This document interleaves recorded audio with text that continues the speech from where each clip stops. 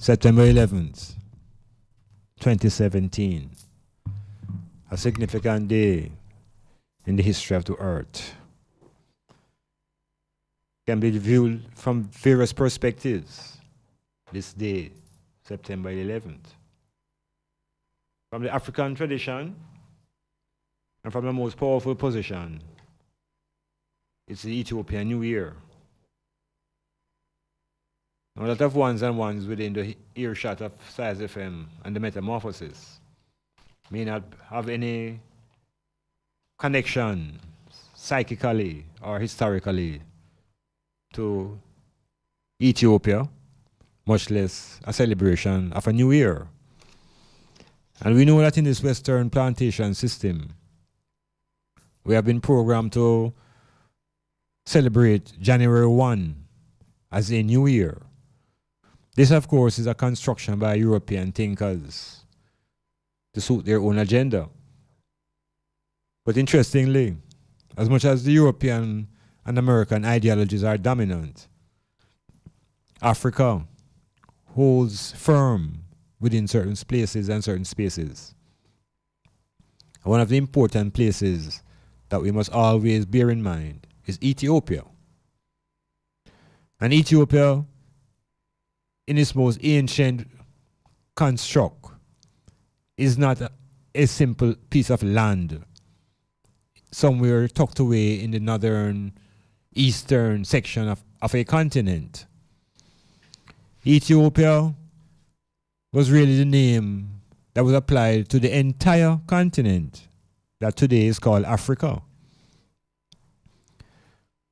So if you begin to recognize now that Africa is a new name, then when we begin to speak about our anciency and where we come from, we have to speak about Ethiopia and the Ethiopian continent, or the continent of Ethiopia, or Ethiopia.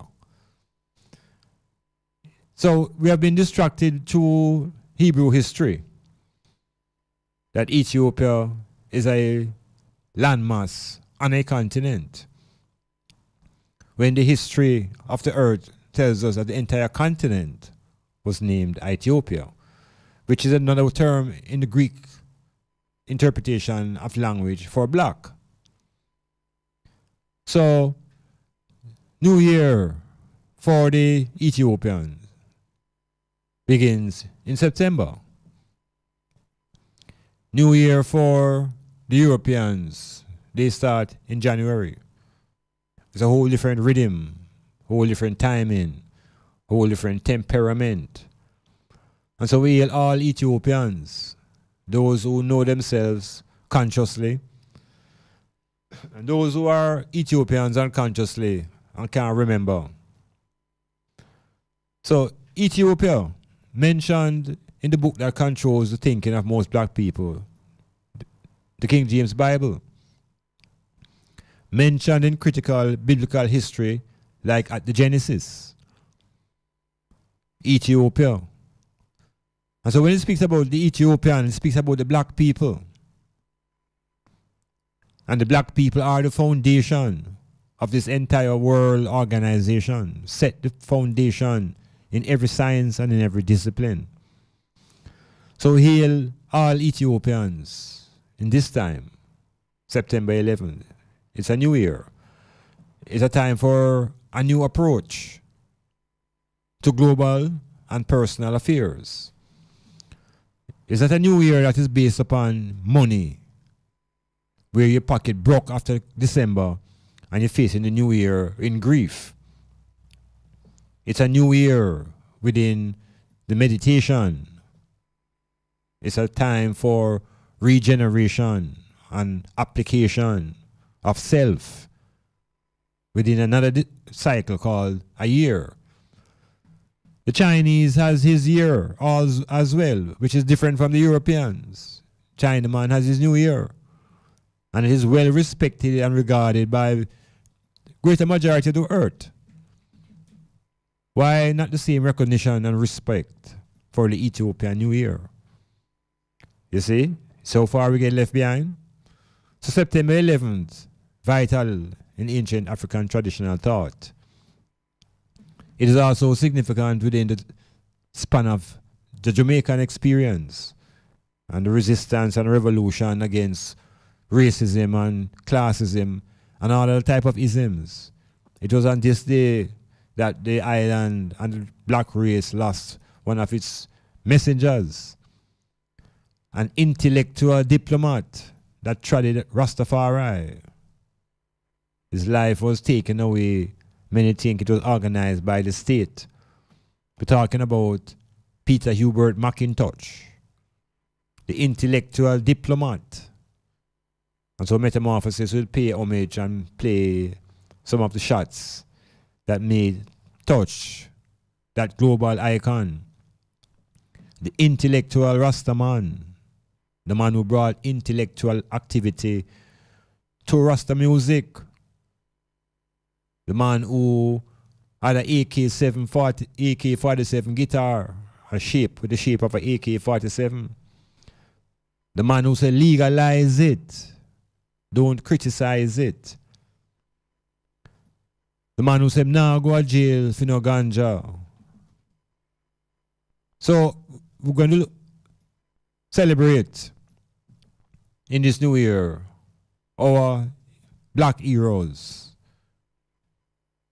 We're going to celebrate our black culture and our black story, recognizing the power of Ethiopia, more ancient than Egypt, far more ancient than Egypt, and we overstand the powers of ancient Egypt.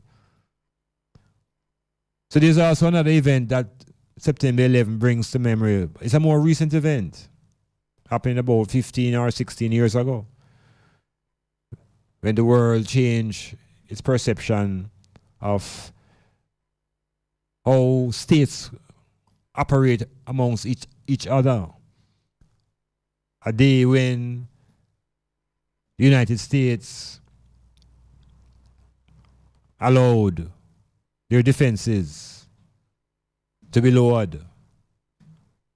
A day when the crisis that was in American society, in this political crisis, had gotten to a level of gridlock, and the government and society could move no further. We really needed an event that would galvanize America, and they certainly had that event on 9/11. So, Metamorphosis, quite a few things to try to engage in, and I also want to touch upon the powers of the I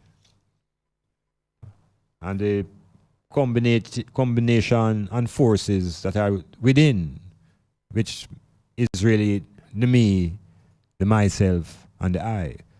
And I want to speak to that trinity of psychic forces within the I, individual. So, just know that it is time for thinking. It's a time for self-introspection, fearless analysis, provoking thought, exciting emotions, hoping for a clearer understanding, and ultimately for action. So the philosophy is crucial in transforming self, in upgrading the I, and making the me more positive. Metamorphosis.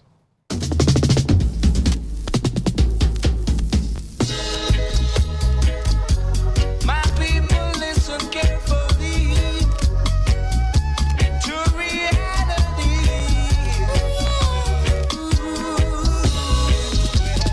Yeah, I choose.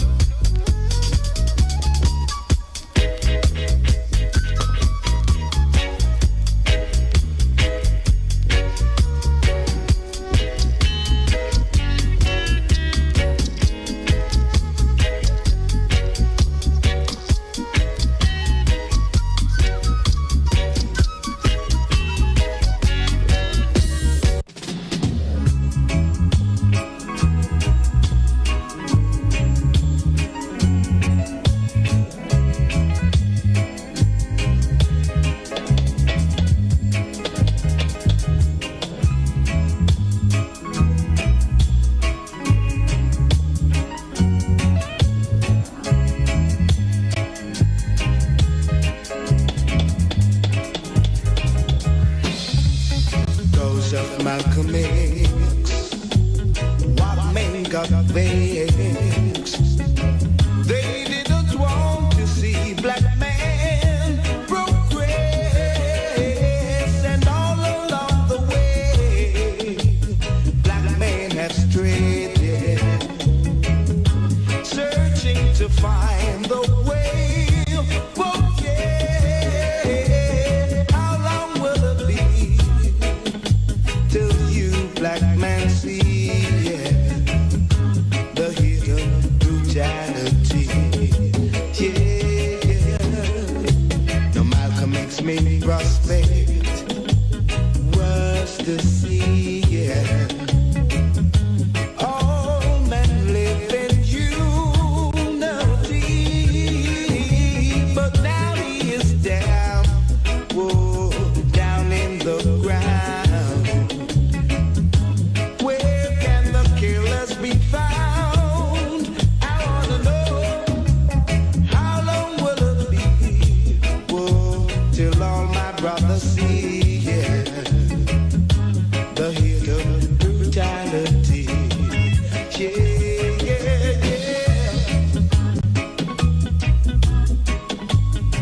It's been hidden from our eyes much too long. Yeah, oh yeah. It can't go on and on. No, no, no, no. The hidden brutality. Yeah. because of Malcolm X. White men got vexed. They didn't want to see black men progress, and all along the way, black men have strayed, searching to find the way. I wanna know how long will it be till all my brothers see, the hidden brutality. How long will it be?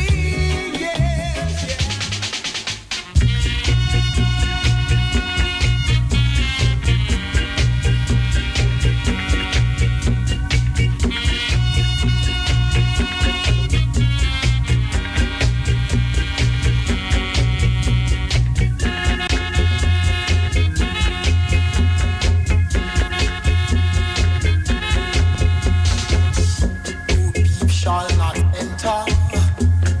These are all along. We walk on a true monster, sipping from the cup of peace. Chant down a Babylon, chant down Babylon, chant down a Babylon, chant down Babylon. Give thanks and praise.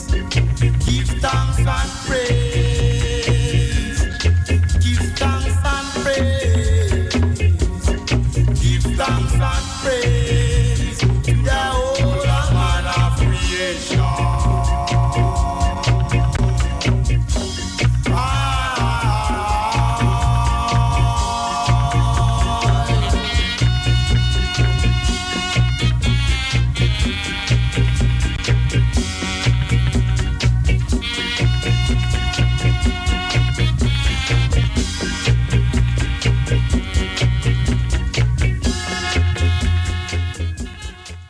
Planning a party, club night out, stage show, a gospel concert, or even a business sales event? Let Styles FM be a part of your promoting tool.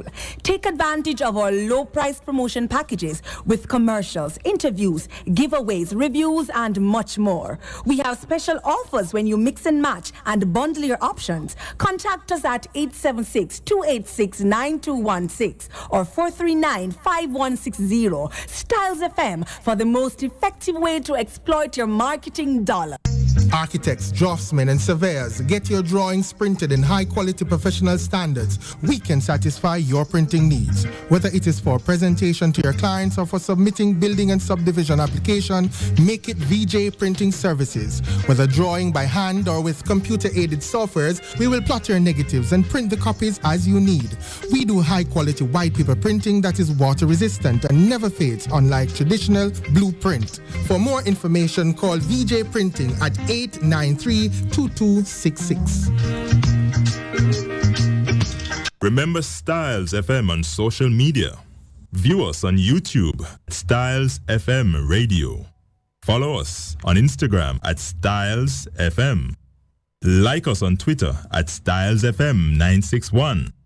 Become a fan on Facebook, Styles FM 96.1. Planning a party, club night out, stage show, a gospel concert, or even a business sales event? Let Styles FM be a part of your promoting tool. Take advantage of our low-priced promotion packages with commercials, interviews, giveaways, reviews, and much more. We have special offers when you mix and match and bundle your options. Contact us at 876-286-9216 or 439-5160. Styles FM for the most effective way to exploit your marketing dollar.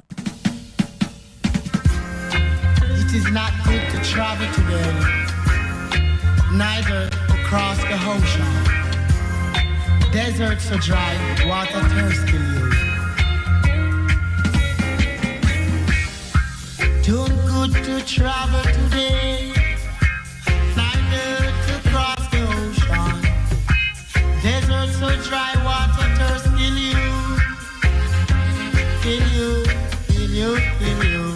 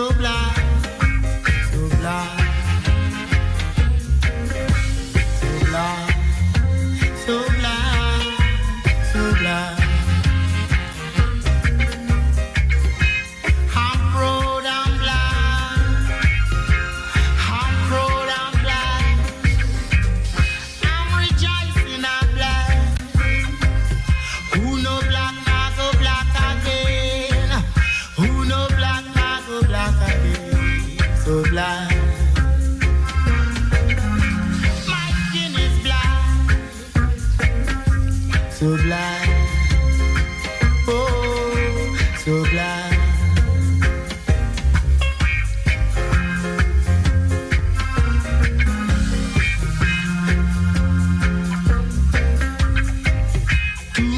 Metamorphosis. Right now. Metamorphosis. Dr. Iman Blak in. My old great grandmother, mother, great grandmother, mother. She's black, Iman Blak. so black. Yeah, she's black. My old great grandfather, great grandfather, father. Iman Blak. So black, so black. So just good to travel today. Not to cross the ocean. Desert so dry water. Eli. Tinastilin. Una black can black again. Great grandfather, father. Great grandfather, father. Was black. So we must never lose sight of the honor of being black. They have tried to make us feel ashamed. But there's a great honor and a power and a natural privilege. A privilege given by nature to those who are black. Now we're in a time when disaster seems to be at the front of the consciousness of most of the people. Disaster tends to bring out sometimes the very best and sometimes the worst of people. Disasters, however, sometimes are basically either it is of nature or it is of the making of human beings and people. But whatever they cause, it tends to create a sort of similar effect amongst the living. Panic, fear, intrepidness, all sorts of anxieties as the forces unleash upon humankind. So we are presently faced with a natural disaster. But is it all natural? Or is this disaster being influenced by the behavior of humankind? So we always speak about earthquakes and hurricanes and the various movements of earth, wind, fire, water, those elements that sometimes tend to behave like they have a consciousness amongst themselves. And so these elements oftentimes, which are intertwined in the environment, oftentimes get upset because of the behavior of humankind and people. And so when you interfere extremely with a natural body, it will respond in kind and in an unkind way. So the hurricane is air and wind. It is wind and water. Elements of nature that can become destructive. Now, whenever these destructive events occur, we are being encouraged to believe that these are acts of God. They don't really equate God with nature when it's necessary. Oftentimes they remove God from nature. Have you thinking that the events are beyond nature and must be responsible, and we must focus our thoughts that the cause is beyond the nature, because beyond nature there is something else. And we always call it acts of God. These destructive behaviors. We suggest then that there is a destructive nature to the God. And you'd want to believe that you'd hear that these are acts of the devil. But we never hear these acts being characterized as acts of the devil, as much as the devil is supposed to be the epitome of evil.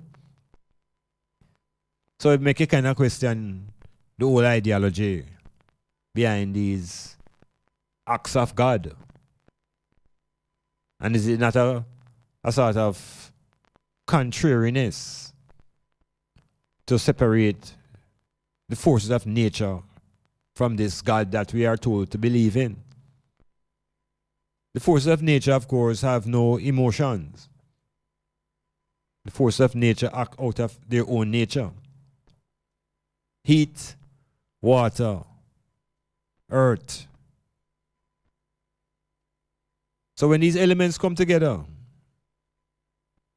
and there's motion, man is exposed to hurricanes and earthquakes and tsunamis and cyclones and all sorts of disasters manifest out of these behaviors. These are the behaviors of nature, but it's not so different from the behavior of mankind, who is so unkind. And so we have disasters that are made by men.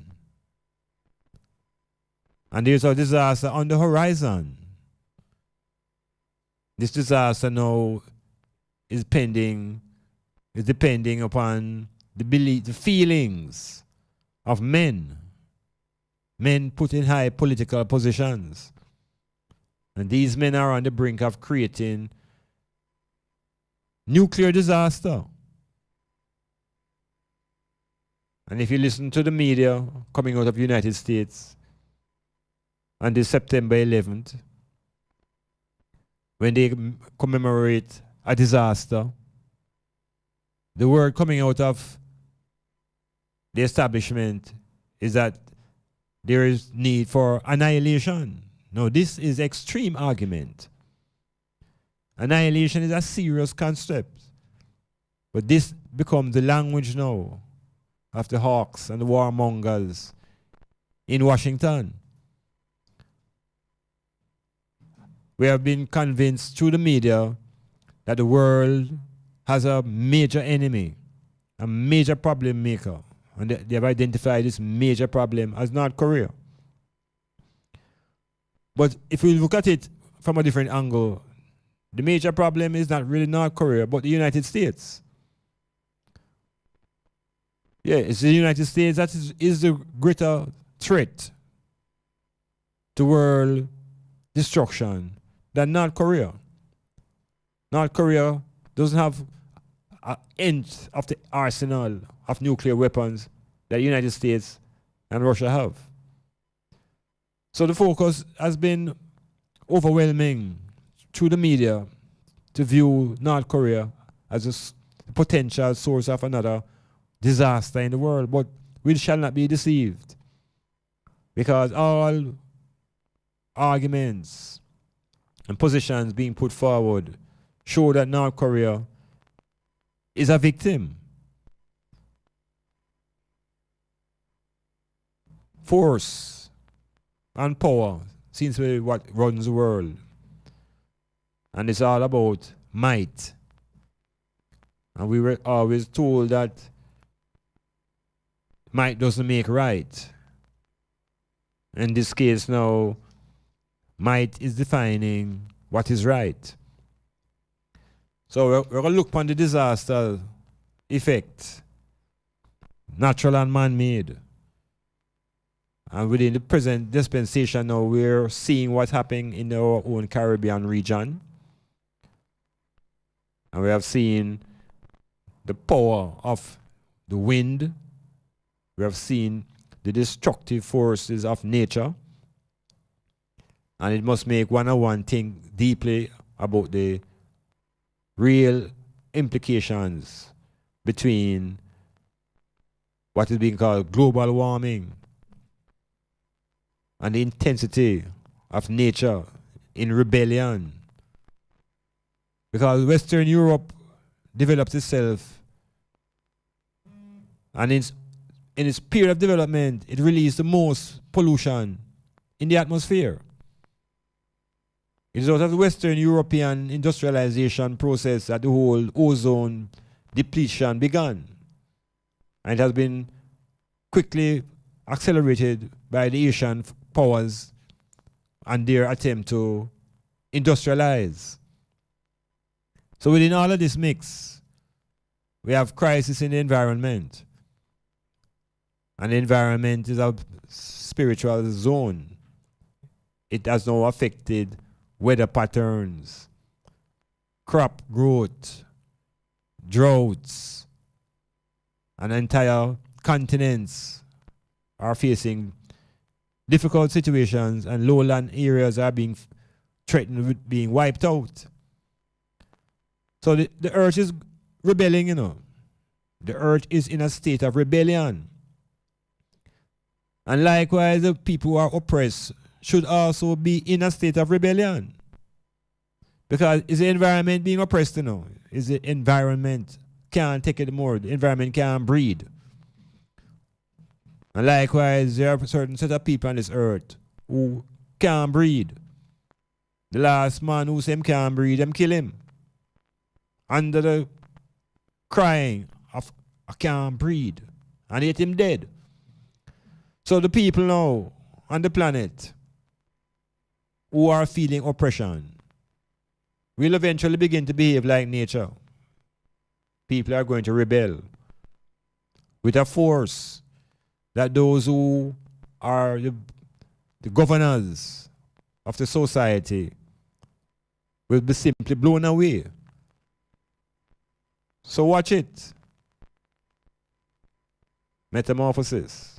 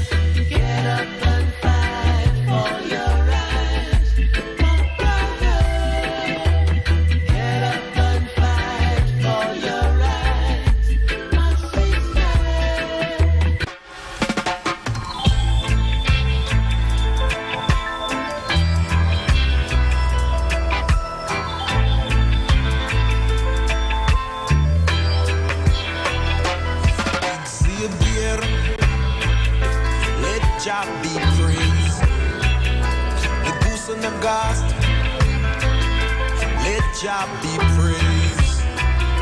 Madani Lamb, let Jah be praised. Let him be praised. Let him be praised. You better let him be praised. He watereth the hills from his chambers, and the earth is satisfied, so satisfied. He maketh the grass to grow for animals. Jah made the herb for man. He made the herb for man.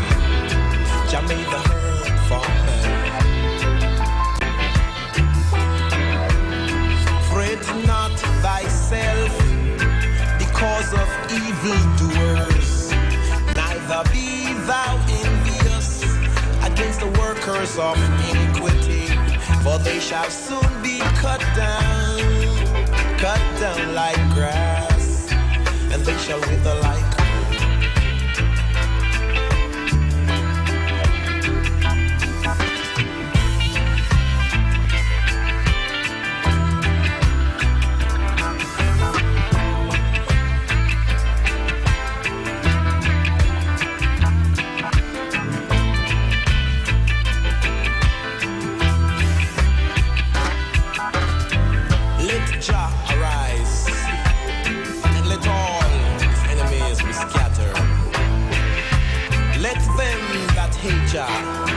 now scatter, shatter, batter, and flatter. As the smoke is driven away, Jah drive them away. As the wax melted, let them be melted. Jah Jah.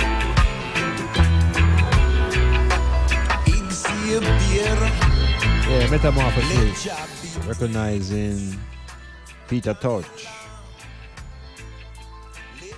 1987, Peter Tosh was assassinated, and Peter Tosh was a member of the Wailers, himself and Bunny Wailer and Bob Marley. And Peter Tosh was a specific individual within that group of three, who oftentimes didn't get the international ratings as the gang, Bob Marley. But Peter Tosh carried a whole different vibration. And it begins with his inception, and the difference in the inception between himself and even Bob Marley.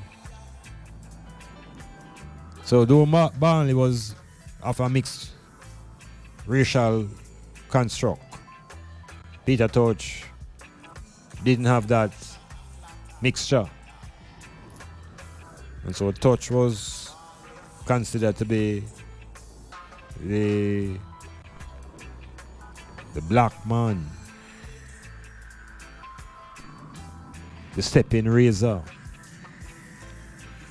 And Tosh defined themselves as the intellectual diplomat, understanding the importance of diplomacy by studying His Majesty and recognizing the importance of the intellect. Because oftentimes Rastafari gets overwhelmed with the concept of spirit. And much of Rastafari has been grounded in African retentions and African spirituality. But within the whole evolution of black consciousness and black civilization, much of the development and the contribution to the world has come not through spirit, but through the intellect. And it is that intellectual power that the Europeans realize they have to subdue in order to control and conquer Africa, Ethiopia, and the people. So Peter Tosh cite up the importance of the intellect. And on that basis, it was a different threat to the status quo. Because it's the intellect now. Intellect is like a blazing fire, that cut and clear and move things out of the way in order for things to be established.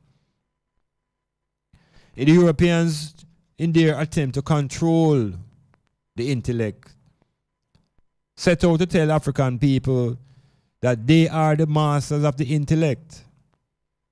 And not only are they the masters, they went through a period that they call the age of enlightenment. And this age could also be referred to as the age of reason. This is in the 1700s within the European story. And they use these couple of hundred of years to ravage the knowledge out of Africa and to really get into the literature coming out of the African continent.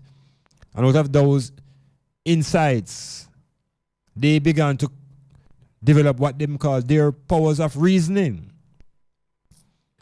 And so because of their cave culture, coming out of the caves, out of the deep cold of Europe, intellectual powers wasn't a necessary tool of survival. Not in those climes. It was more about savagery. It was about survival, fighting against nature, cold climes. So eventually when the Europeans began to see the sun and began to be exposed to cultural groups of people, they began their journey of intellectual development. And if you check the European story, even before the 1700s, they speak about the Greeks. And that the Greeks are the foundation of their intellectual strength. So it's two different things going on. It's like them tell you that the Greeks are the intellectual gods, and yet they tell us that there was an enlightenment period in the 1700s for the same white people. So something happened in between. So they got the intellectual insights by going into ancient Egypt, by interacting with the pharaohs and the scientists and the priests and the writers and the biologists. The early Greeks got insight into the powers of the intellect. It is out of the intellect came concepts like the Trinity, the scientific Trinity, recognizing that atoms are the basic elements that compose everything, but within the atoms, the force of the Trinity is at work.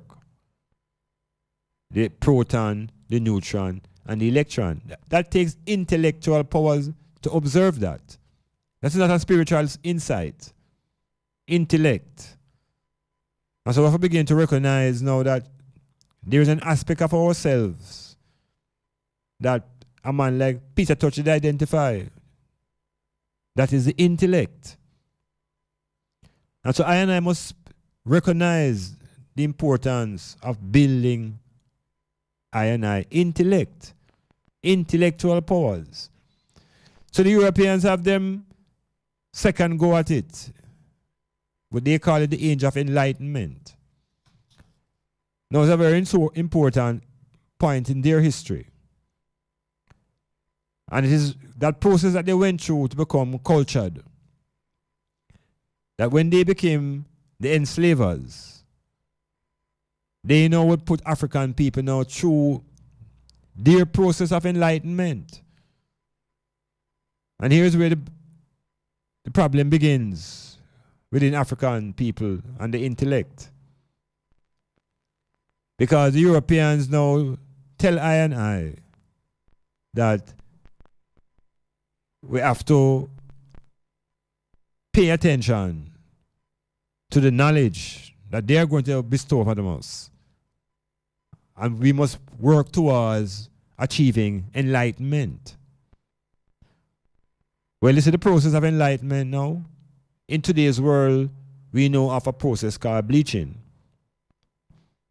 And in bleaching, you're really interfering with the cells.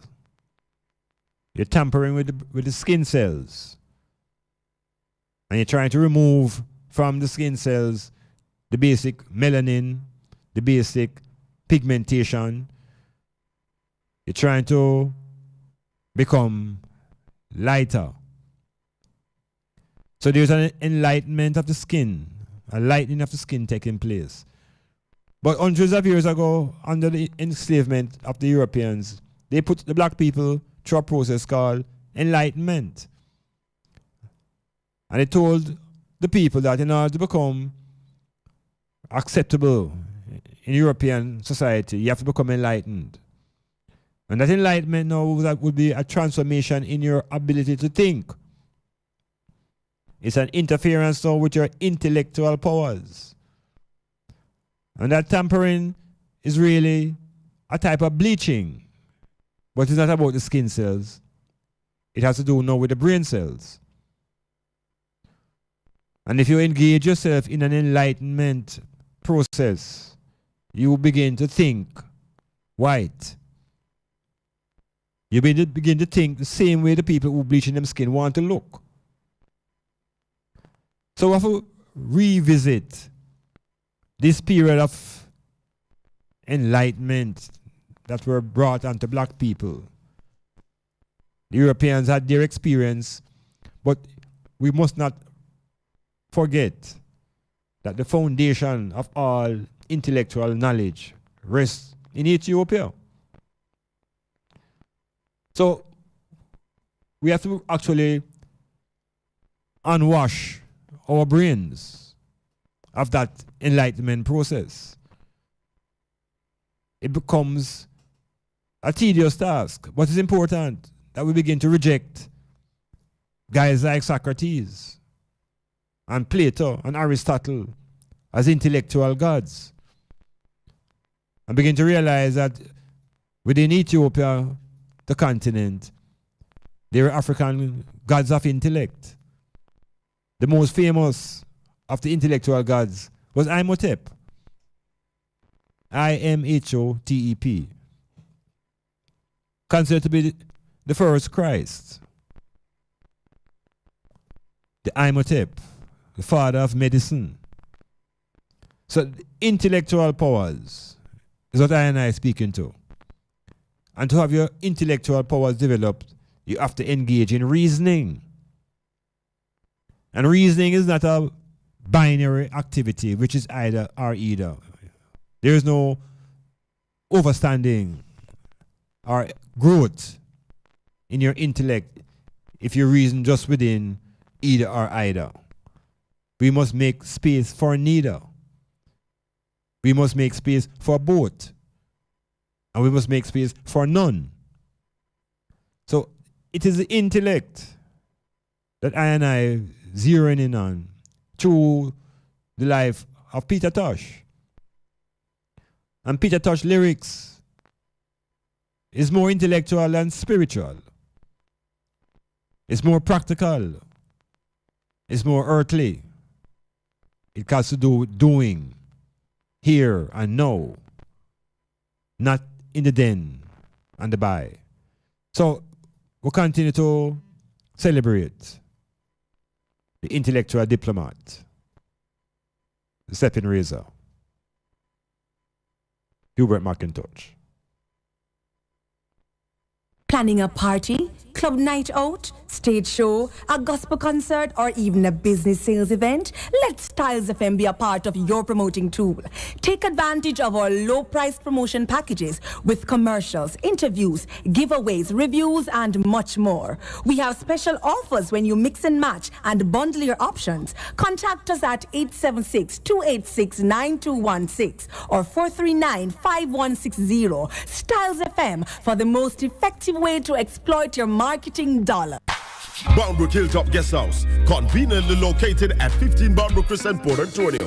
For a large space of single and double rooms at reasonable rate, Wi-Fi, cable TV, breakfast to order, 24-hour security, CC cameras, parking, snack bar and lounge. Beautiful scenery of the Caribbean Sea. We're willing to assist with additional accommodation, such as fridge in your room, coffee machine, and so much more.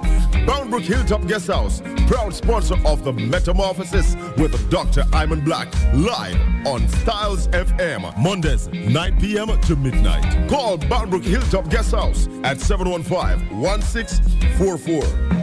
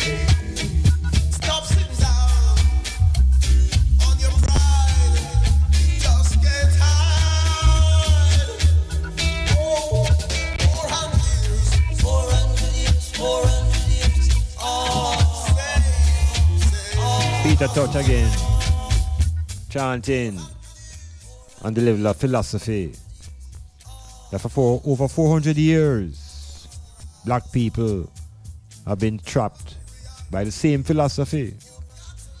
But sometimes the word is disturbing and unexplained.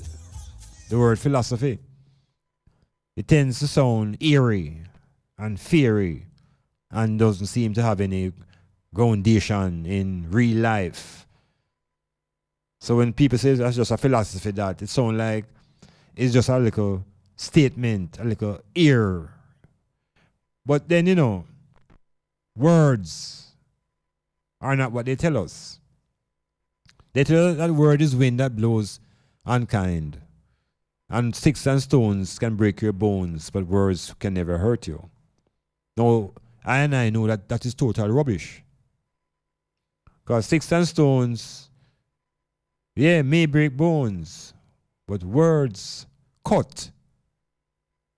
And words cut deep. And the depth of the cut can be lifelong. And oftentimes, not only the words cut deep, sometimes the scarring after the cut is a forever memory. So, we have to begin to recognize first and foremost now that these little cliches and these little glib talks are false. And when we begin to realize that there is power in the word, then we begin to have a different approach to how we think. Because we think with words. So the whole thing is in reverse. And so our intellectual powers have been turned down. And we're more depending on our emotions. So the emotions are another side of the dynamism of I and I.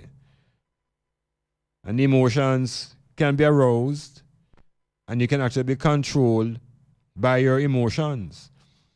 But if the intellect gets a chance to rise, the intellect will determine to a greater extent how the emotions express themselves. So I've again work on the intellect and begin to work on now understanding what is this philosophy that for over 400 years black people have held on to it. And so no matter what we change in any other sphere of our lives, as long as we hold on to that philosophy, we remain slaves. What is that philosophy? What are those lines of thought? What are those lines of thinking that keeps the black people in a one position, which is at the bottom of the ladder? And if you look at the globe, there is a global racial hierarchy. And at the bottom of that hierarchy are the black people. So there is something within the meditation and the consciousness and the subconsciousness of black people that are holding the people as a race collectively in one space.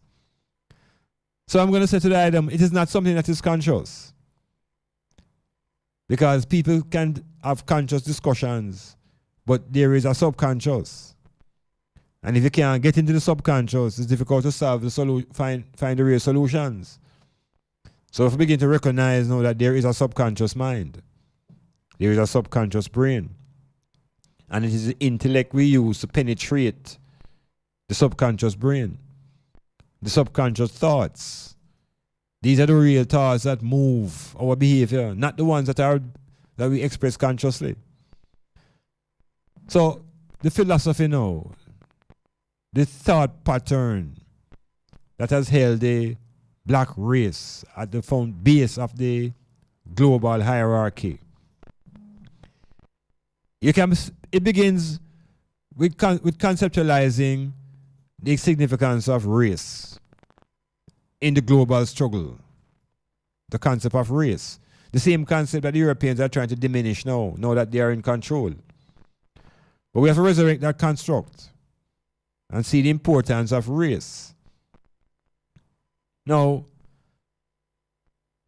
there's a simple line of argument that has been promoted over the last 400 years, 500 years. And it says that white is right. Simple as that. White is right. White is pure. White is good. These lines of thought can create the foundation of a philosophy that holds a certain set of people in captivity. Not only is the concept of white is right has been pushed upon us, it has been corroborated, or it has been complemented with the concept that Jesus is the light. The basic philosophy of enslavement is when you get a people to surrender them will. And if you surrender your will, you will become a slave. And in the philosophy of European domination, we are programmed to believe that light is white, that Jesus is the light, and that Jesus is the truth, because the light is the truth. So it's a philosophy that has tied up the race. It has confined our intellectual ability to transfer in all our trust and our ability to think into a concept called Jesus. So the intellectual powers of black people that produce the almanac, that produce the Sphinx, all that has been dumbed down.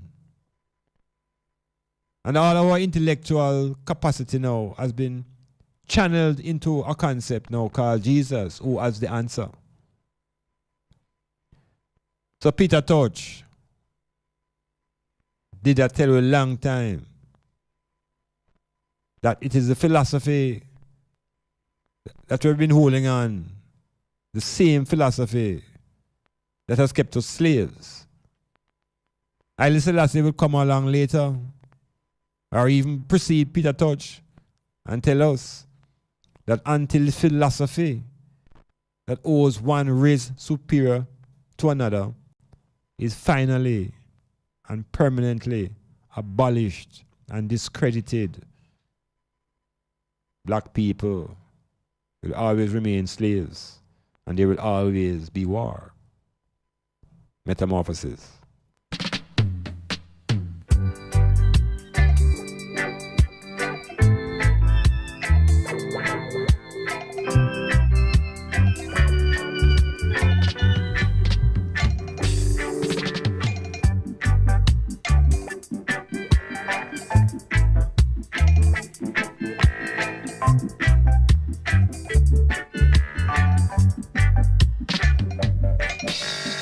Everyone is crying out for peace, yes.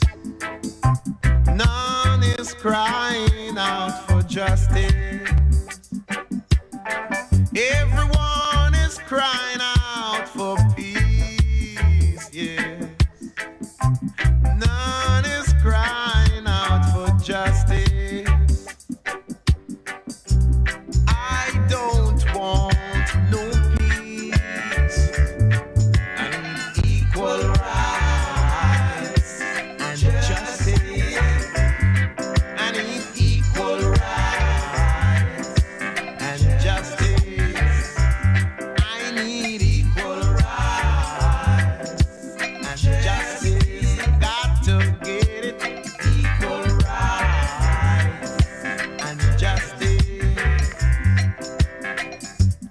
Everybody wants to go to heaven, but nobody wants to die. Followers of Jesus, everybody wants to go up to heaven, but none of them want to die. I don't want no peace. I need equal rights and justice. I got to get it. Equal rights and justice. So again, the African people, the black people, locked into this desire to be like Jesus, follow Jesus. And then, as Peter Touch tells us, they all want to go to heaven, but none of them want to die. That's the heights of schizophrenia. That's a schizophrenic state of mind. Your deep desire is to go to heaven, but your deepest fear is dying. That is illness. Physiological illness. All sort of psychosomatic ailments from that mental attitude. So it's about the enslavement of the intellect and the desire for African people to get into heaven. And you do a poll and ask 90% of the black people who say that they are Bible touters. They all have the desire to go to heaven, but none of them really want to die. And the heaven that they speak of is a place that none of them have ever experienced or know about. It's all in imagination. So the consciousness of the African now and the intellectual powers are not focused on the earth. We're not trying to regain our homeland. We're trying to regain somewhere out in space. So it is a philosophy again, that has tied up our intellectual capacity to think, leaving us to just depend upon emotions. So it's pure feelings. Pure feelings. No more thinking. Everything I'm at is how I feel. Yeah, that's how I feel, and that's how I feel, and that's how I feel. So you ask me what you think. Boy, you know about this, that's how I feel. We need to move away from just talking about our feeling and begin to engage the intellect that is all about thinking. And begin to put our thought power to examine and re-examine the cliches and the ideas that we have holding on to for the last 500 years. And we're not going anywhere. So, listen to Touch. Need equal rights and justice. We got to get equal rights and justice. The cry for equal rights and justice is a cry that has been put out by most of the oppressed races of people, groups of people. But you have to know, now, within this plantocracy called Jamaica, equal rights is an illusion. Because wherever there's a colonial framework, there is an inbuilt inequality. It is inbuilt, where one group is privileged to resources and access to wealth and capital. So there will be no justice because of this inbuilt inequality. So the justice is a matter of resources. The penal system will protect those who can finance themselves, and it will punish those who can't. So the cry for equal rights, you know, is a sort of illusion. Because without justice, there is no equal rights. And if justice can be bought, then there's always going to be injustice. Because not everybody can afford to pay for the justice. So Peter Touch, militant, revolutionary, intellectual, showing the contradictions of the society. The contradictions manifested in today's world, where in the same ganja that Touch cry to legalize, that's what now the state is now grappling to take control of. And the Rastaman, them who feel the punishment and the wrath of the state, are going to be relegated now to those planter cutters. And those who control the industry will be those who are controlling the plantation from those days till these days. So it's time to arise and look around and look what's happening in the world and sight up black people as a collective. Look at the disasters that are occurring around the globe. Look who, after providing the support, look at themselves carefully.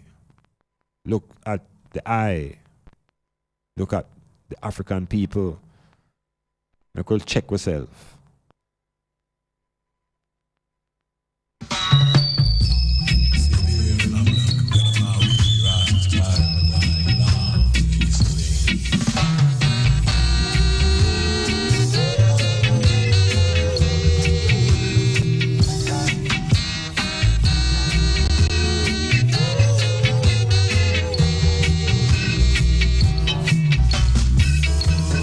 No sun will shine.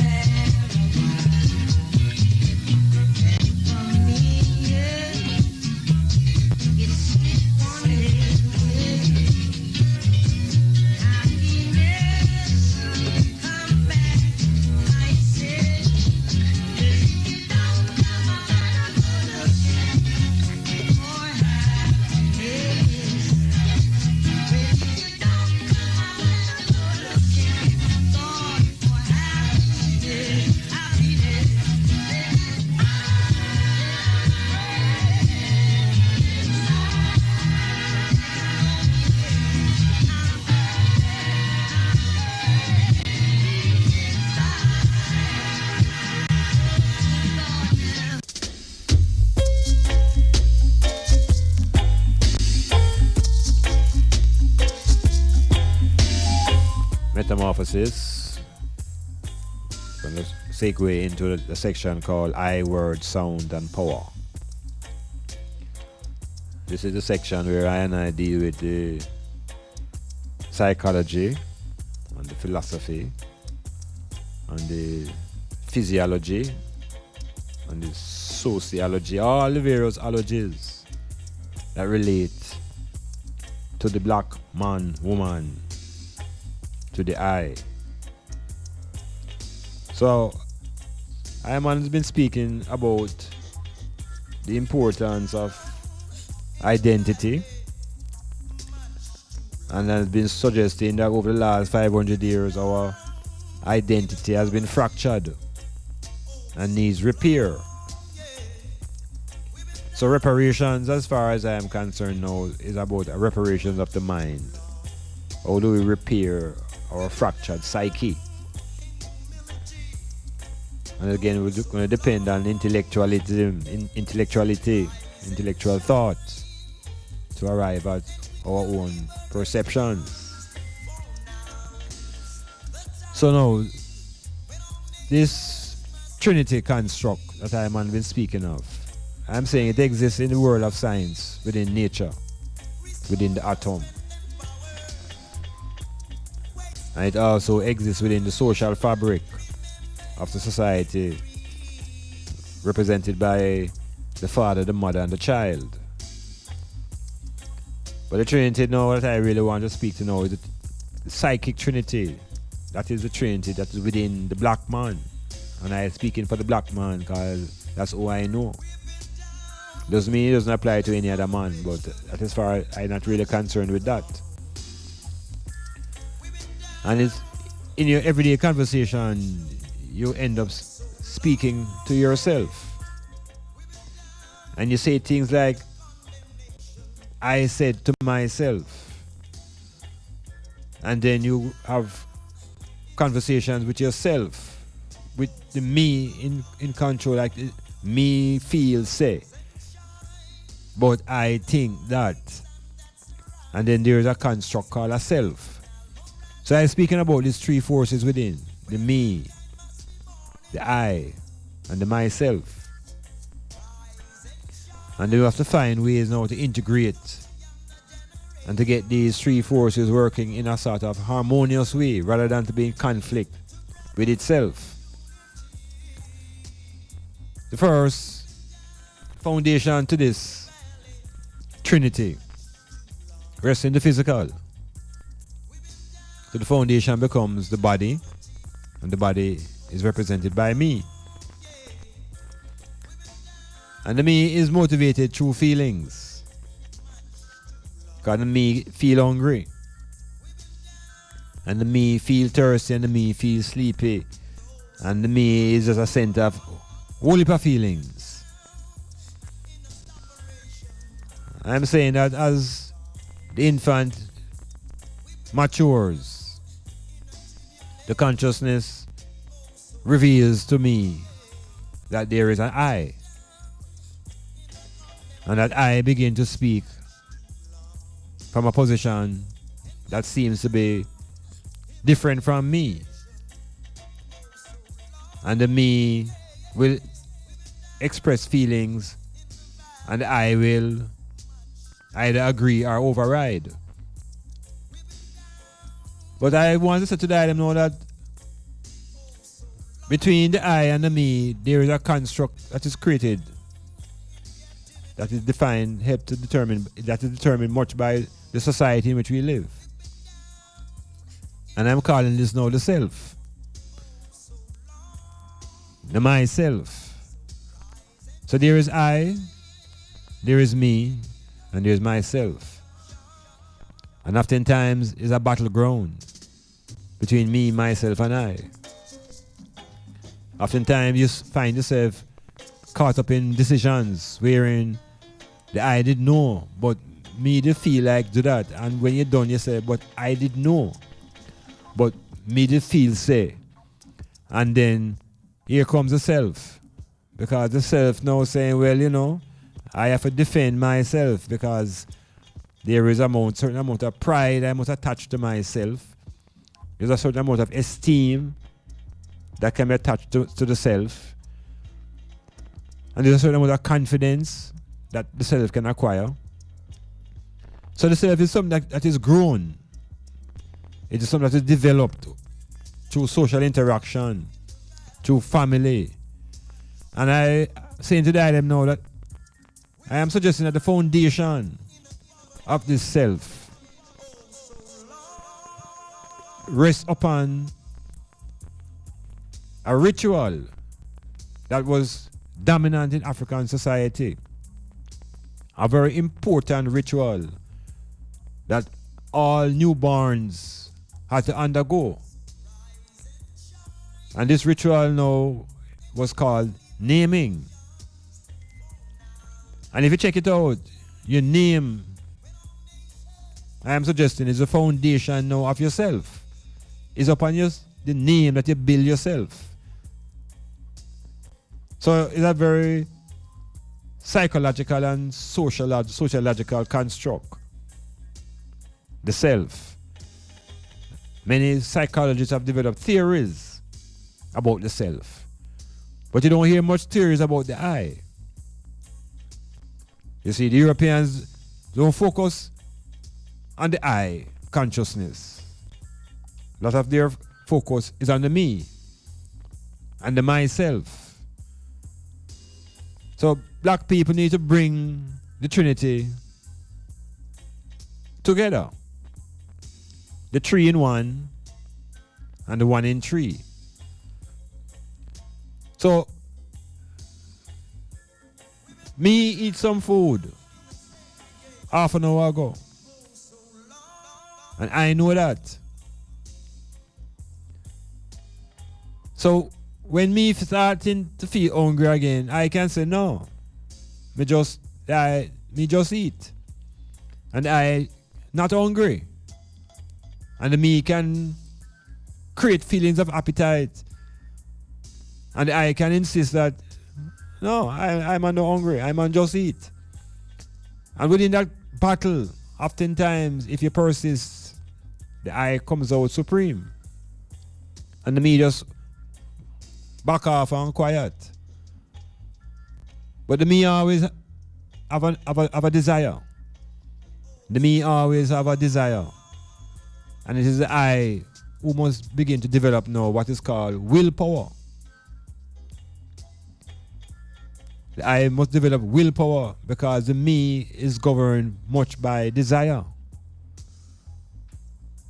And it is the self that must navigate now between the I and the me.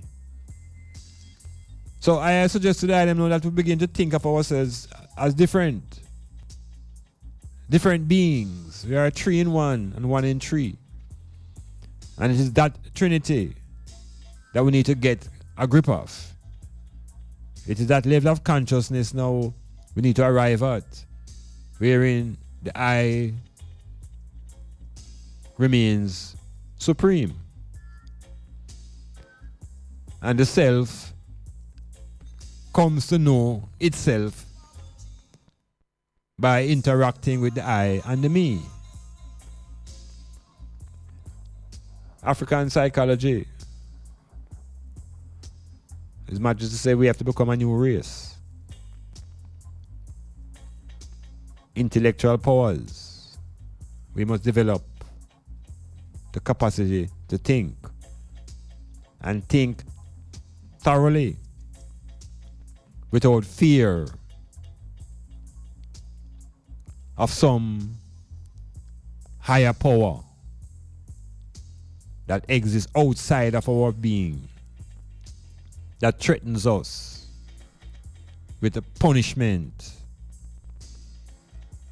We have to throw off that type of memory and reconstruct our own psychology.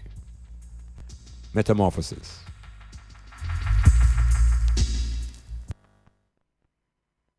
Yeah, man. Cleanse you and your friends. Onions. No name sweet as Iman you.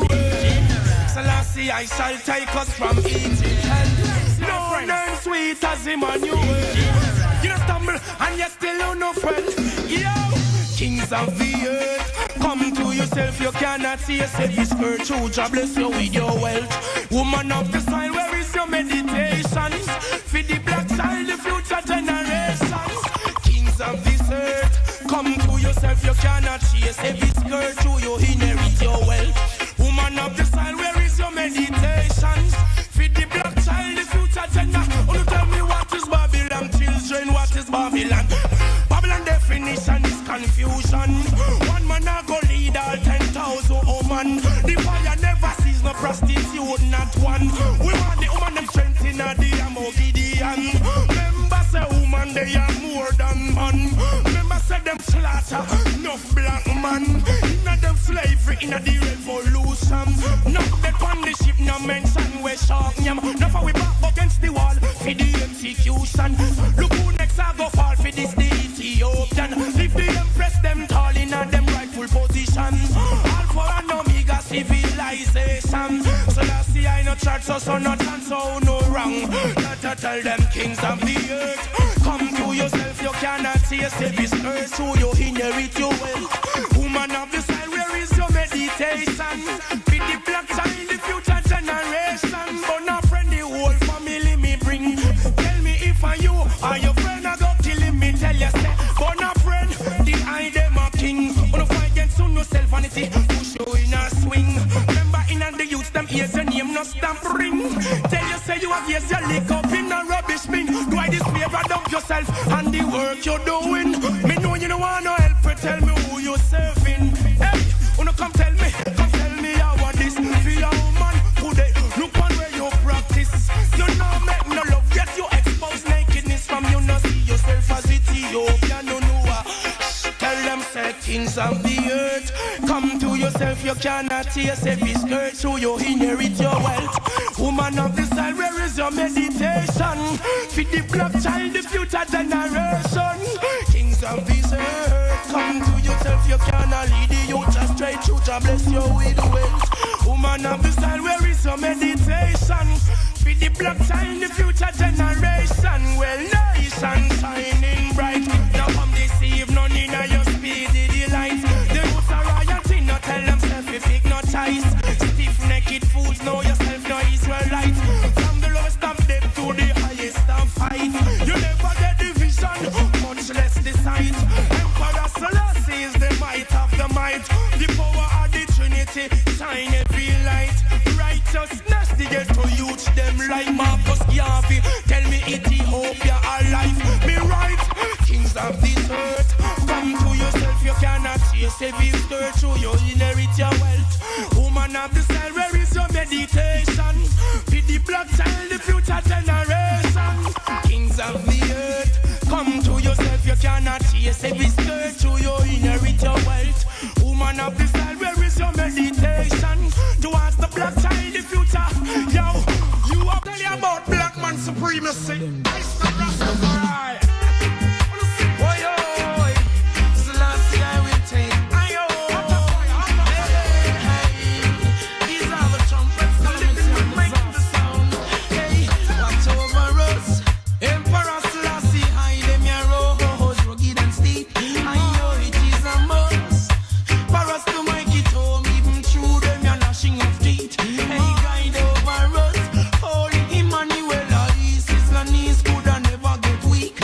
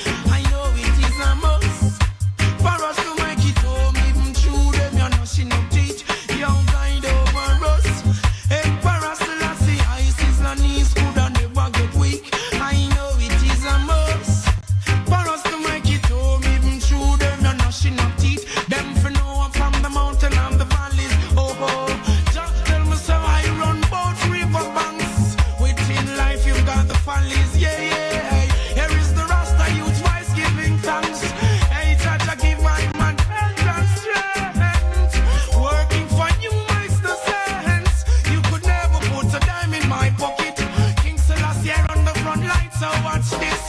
Tide over us. Emperor Selassie, I them your road. Rugged and steep, I know it is a must. For us to make it home, even through them, you're gnashing up teeth. Hey, guide over us. Only Emmanuel, I goes through rugged and steep. I know it is I want to a just must. continue to look at reasoning into this concept called the self. Because, yeah, I was here a man tell you, boy, a man feel just know himself, you know. You know, see, a man feel just know himself, you know.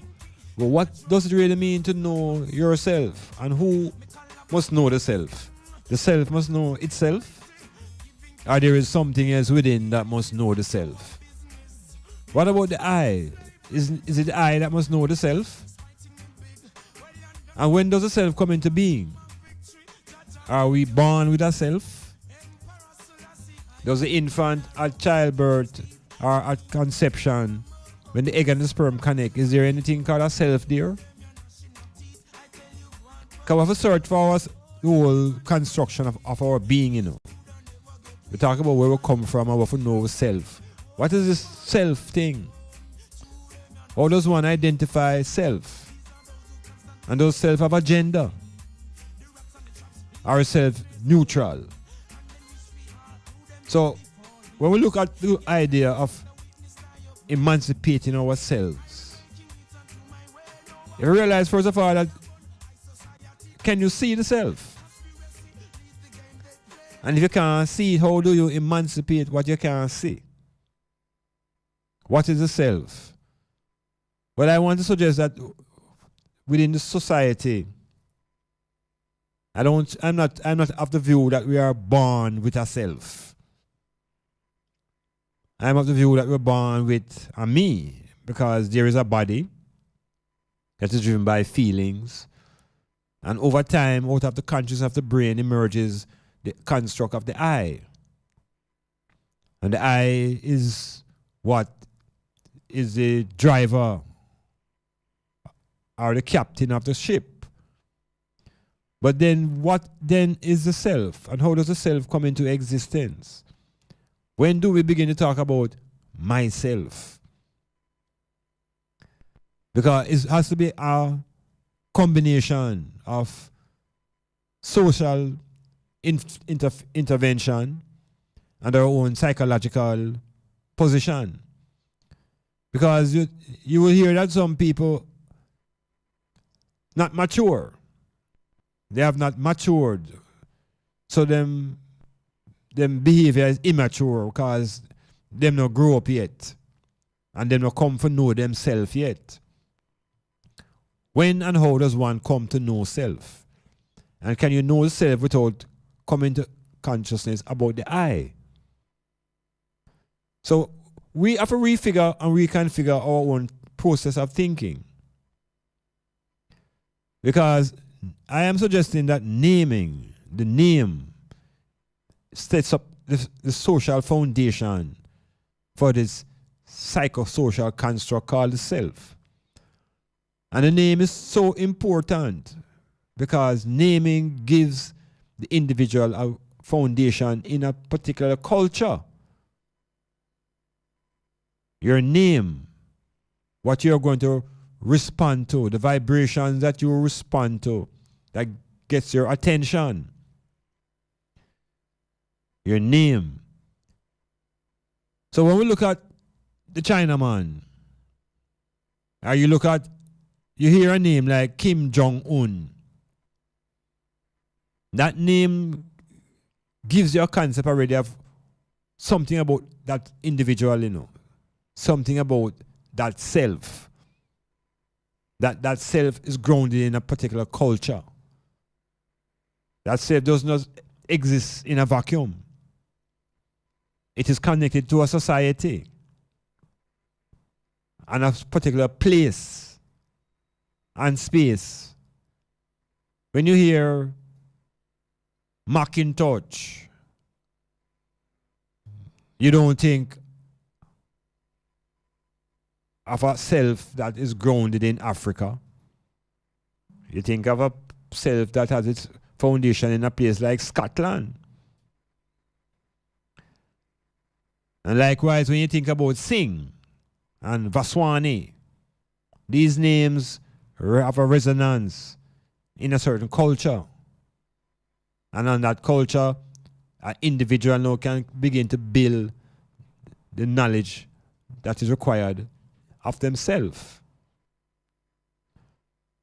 So black people now who name Smith and Brown and white and grey. That is the foundation that we're going to build ourselves on. And that self therefore has no historical basis in Africa. It has no connection to the culture of African people, nor to the ancestral forces that we must always pay homage to. So I'm saying part of the self, and the critical part of the self is your name. And that will motivate and direct much of your behavior throughout your lifetime, your name. And you realize that when people become conscious of the power of the name, and they begin to relinquish the names applied to them by the slave owners, they begin to move towards a different type of liberation. And that name change is vital to change the consciousness, because your name is tied up in your consciousness. It's part of the self. The same self that we claim that we want to emancipate. But we have to know it. And you have to know it by recognizing the power of the I. Metamorphosis.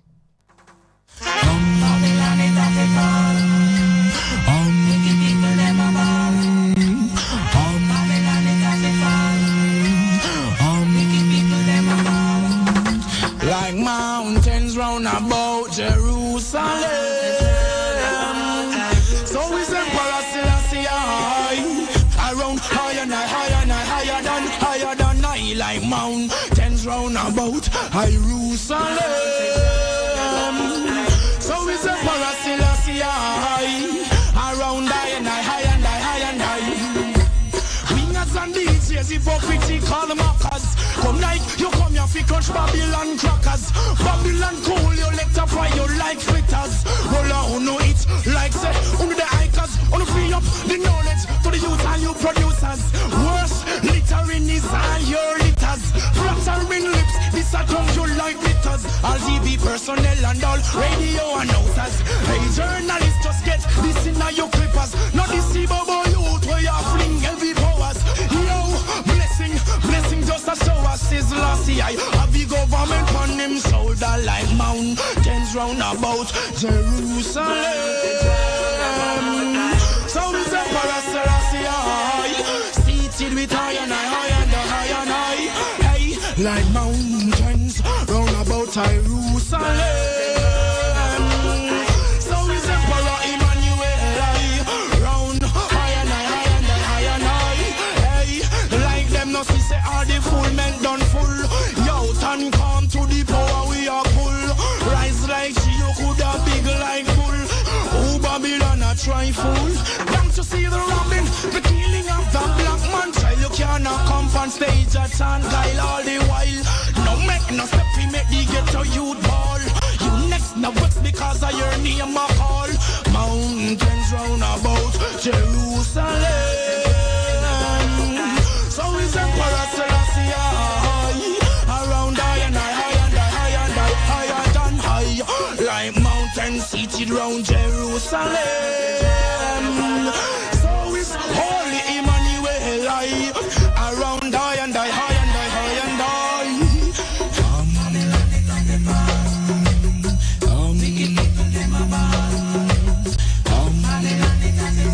Black people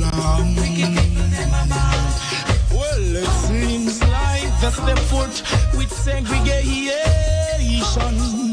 So long, the words from your mouth been going out to the nation. With no doubt, who's the foot to lead black man's nation? And a joke, yo, just know you're out. But tell yourself the nation can't wrong and strong. Hey, I'm feeling so high, reaching Mount Zion, I makes preparation. Come out, yo, Shut up your mouth. I and I Ethiopian. I like mountains round about Jerusalem. So is Marcus Garvey. Stand around high and high, high and high, high and high. Hey, like mountains round about Jerusalem.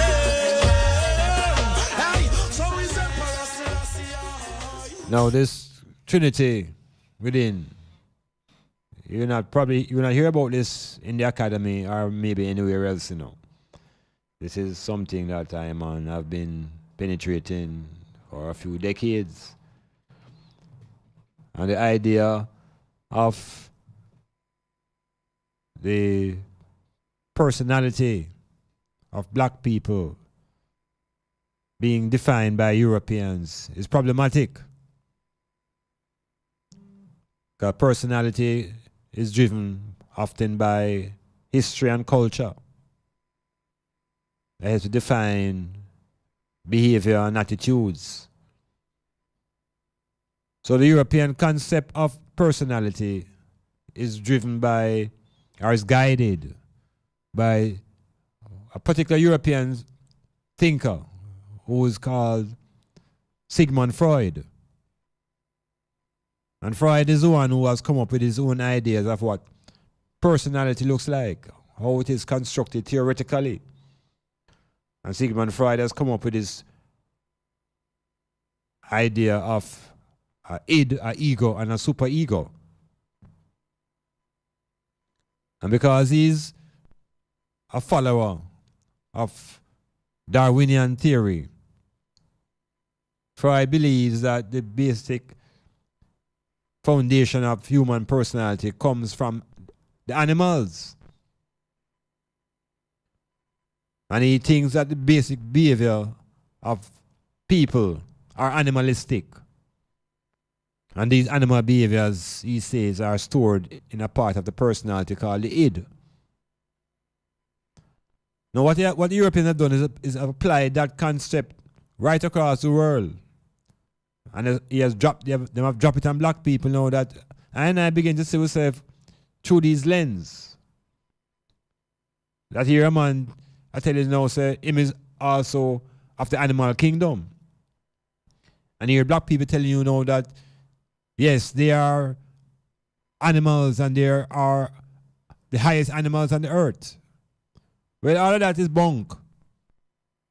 Because African people were never animals. Animals are animals. The African, the Ethiopians were considered to be gods and goddesses. Never animals. So when the gods and goddesses lost their way, were captured through imagination and through brute force and all the various devices, our thought processes were reduced. And with the intellect diminished, Europeans were able to convince us that we, like them, are animals. But I burn out them kind of construct on there because African Ethiopians are divine, gods and goddesses. And they are in a separate kingdom from the animals. I not in the animal kingdom. I is in the kingdom of the gods and the goddesses. And what separates I from the animal kingdom is the power of the I, the power of the intellect, the power of the imagination, the creative forces. So we have to reject even the way they have defined I and I as animals. Because once you accept that definition, then how can you speak about anything divine within? Everything will be reduced to animals. And so the Europeans tell us that there are those two forms of life, plants and animals. And then they try to convince I know that the animal is, the human being now is the highest form of animal. It is the human being now that has been creating all the disruption in nature. It is the human being that has upset the environment that have us now reeking from these type of hurricanes and tsunamis and all of these things that the human being has created to interfere with the environment and nature. And I don't join that. I is no animal. I have no animal instincts. I have no animal behavior. I is an intellectual being. I have consciousness. So we have to redefine ourselves as a people. We have to reconfigure. As Majesty said, we have to become a new race. It's really becoming the anciency that we are. It's reclaiming the anciency that will make us appear to be a new race. So the me and the I and the self are three constructs that we need to integrate with greater understanding. The me, of course, is obvious because the me is physical. And the me has demands that are physical. A lot of people now in their development get stuck at the level of me consciousness. And to them, the whole world revolves around themselves, which is them me. And the me is what you call selfish. The me is instrumental in creating a self that only thinks about the me, with no regard for the I and the I which exists in other people. So each individual have an I grounded in a me. If you remain at the me consciousness, you never see the I in the next man or woman, next person. So if we lift the consciousness from strictly being me and emotional to become I and intellectual, it will not be done by anybody for us, because the longer we remain emotional and disconnected, the longer we remain slaves. They even have a term called emotional intelligence now, where you are encouraged to be intelligent emotionally. You see, but they're not telling you about the greater powers which rest in the intellect. The church have been influential in encouraging us to think about spirit and spiritual life and the spiritual kingdom. The intellect speaks about the earthly kingdom, Africa, what is right in front of us, what our ancestors died for, what our ancestors possessed, the practical, metamorphosis. Are you sick of living an average life and tired of just getting by? Do you want to take your life to the next level? Learn the secrets of the super successful. Listen to Power in a Half Hour with Coach Mark this and every Wednesday night on Styles FM from 9 to 10 p.m.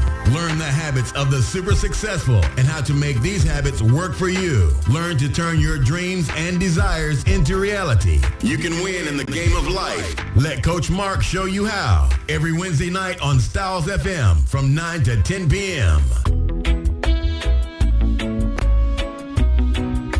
For the best quality in sound reinforcement and backlining, native audio, we have professional engineers with over 20 years of experience. So call us and we'll take care of your parties, wedding receptions, barbecues, conferences, and small stage shows.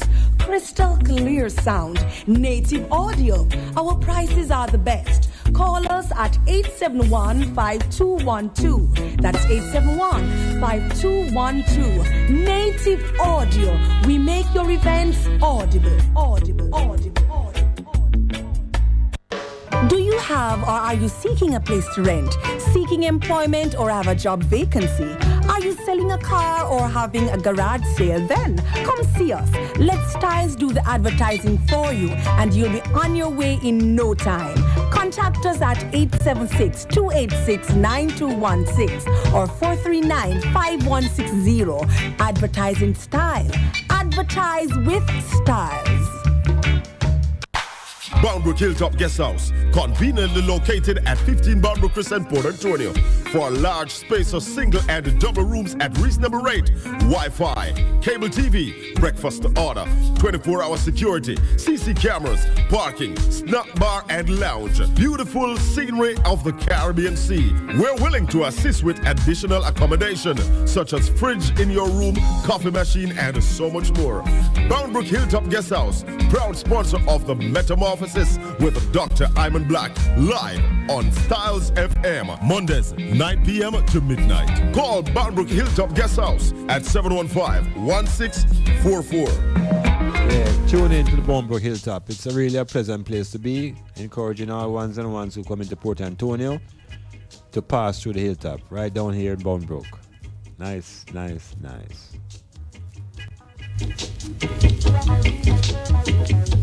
Kibula hamla, Sata Masagana. Kibula hamla, Sata Masagana. Till I yesterday, one day so.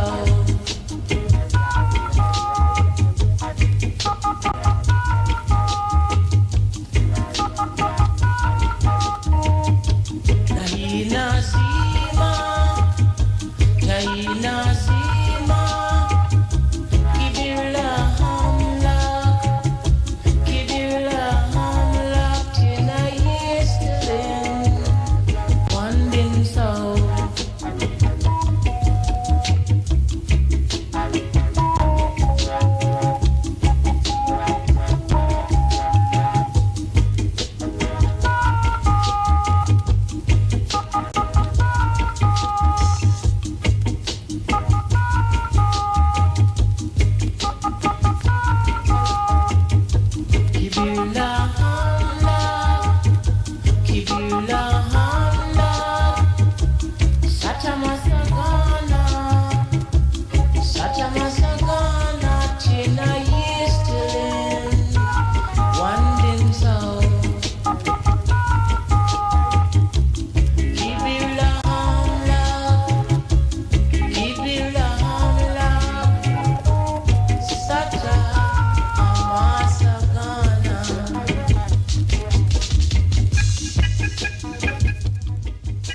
Metamorphosis continuing.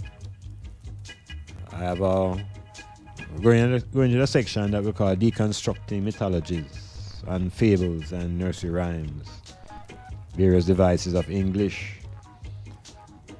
But in the section here tonight, now we want to look at what if, and are there any differences between the concept of government and what we refer to as a system. Is there a difference between the system and the government? Oftentimes when I feel the oppression, we ball out and say, boy, it's a system. System this and the system that and the system that. And next time we ball out and say, boy, the government. I choose the government why this and the government why that. Well, I'm putting it out now. Is there a difference?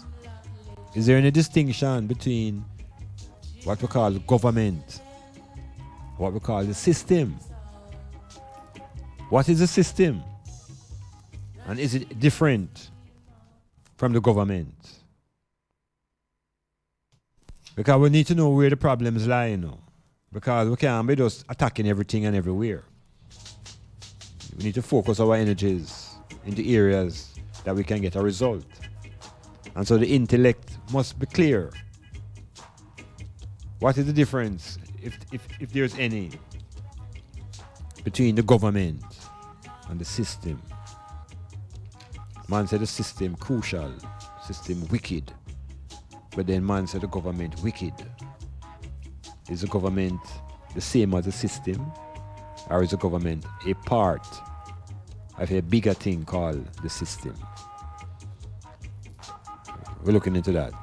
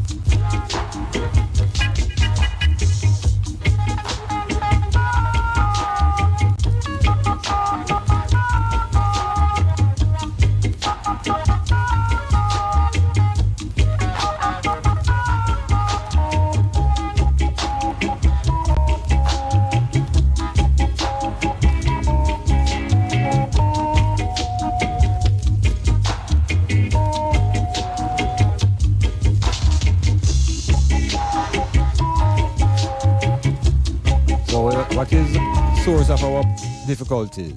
Is it the system or is it the government? Well, before even tackling that, I need to read a little WhatsApp that's on my page right here now. And it's from a brethren in Canada, Ivor.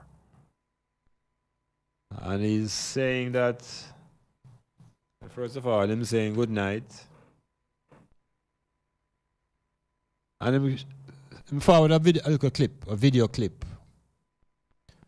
And the video clip is showing what I'm calling the experimentation level that man has now reached in the name of might and power.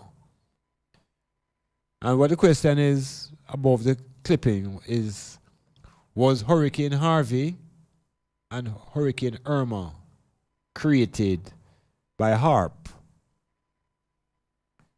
Now, some of you may not be aware of what HARP is. It's spelled H-A-A-R-P, H-A-A-R-P. And the brethren is asking, well, the video is as a heading, asking, was the hurricanes that we just experienced, Harvey and Irma, were they created by HARP? Now, HARP is an instrument, a piece of equipment that is at the North Pole, created by the United States. And the HARP has the ability to, let us say, create electromagnetic waves, powerful waves that can be directed into places and certain situations that can create tsunamis, for example, or earthquakes. These are, you can easily investigate the HARP, H-A-A-R-P. There are many who thought that the HARP was responsible for the earthquake in Haiti. There are some who think the HARP was responsible for the tsunami in Southeast Asia. And it's not beyond the intellectual power of these Europeans in their destructive nature and in their attempt to control the world and its people and its environment. Now, don't be surprised if we hear that these hurricanes are not all natural and that they have been influenced in their creation by human beings. It's not beyond what's happening today that these hurricanes are not normal. So, Ivor, I can't say yes or no, but I know that the HARP exists, H-A-A-R-P, and it has been suggested that it is responsible for quite a few disasters in the world that appear to be natural. And these hurricanes are coming faster and faster, almost like them queue up in their creation and being sent forward to ravage the earth. And of course, the insurance and the building and the rebuilding and the money spending, all kind of money spent during disaster. And disasters may be created after a while for its own economic effects.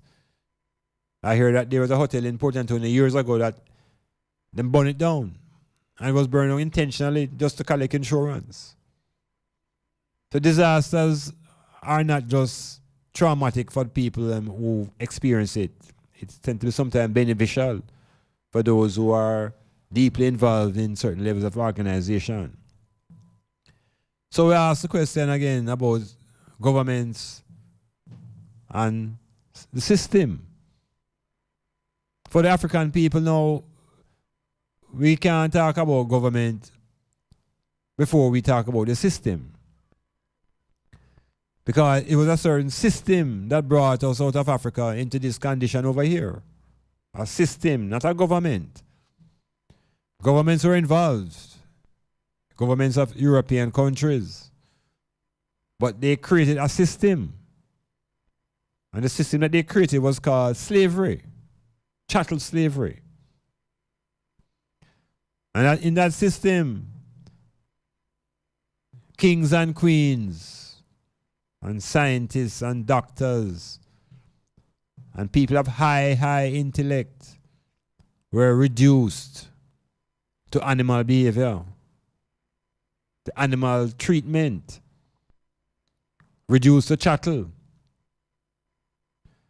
So the first thing I and I must recognize is that I and I have been put into a system.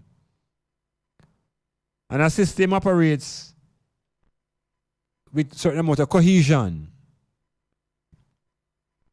Certain parts have to work in collaboration and in coordination for the system to be efficient. So when we begin to examine the system of slavery, we have to identify the organs. So we're going to use the analogy now between the systems of the body and how they work when they are coordinated, and the system of the plantation. And what are the organs of the plantation that make the plantation function? So we know that within the body, what they call the human body, there are certain organs that play certain critical roles.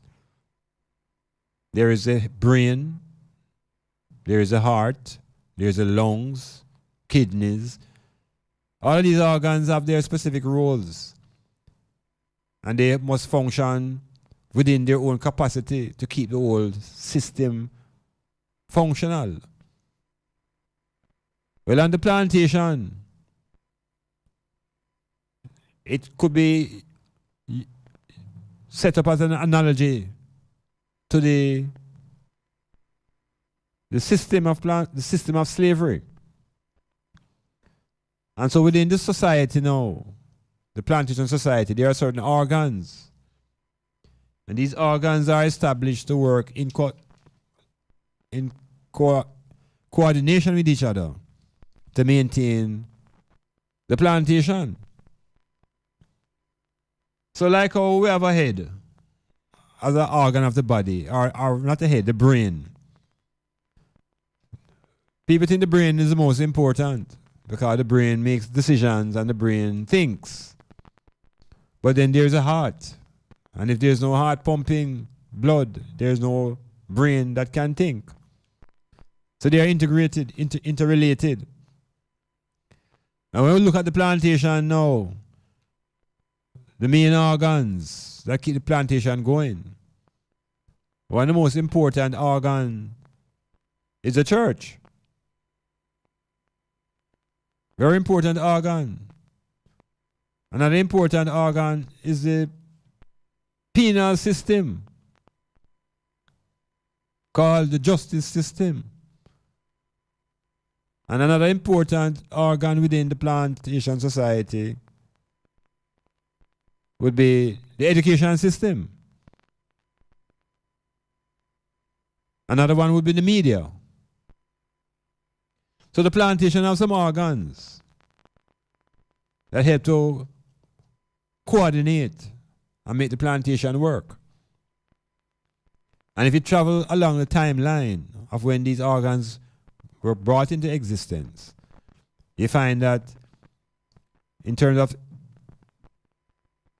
most ancient within the plantation, we have to really look at the church as the foundation organ that's going to promote and maintain slavery. And there's evidence that even before or alongside the church, there is an organ that deals with security,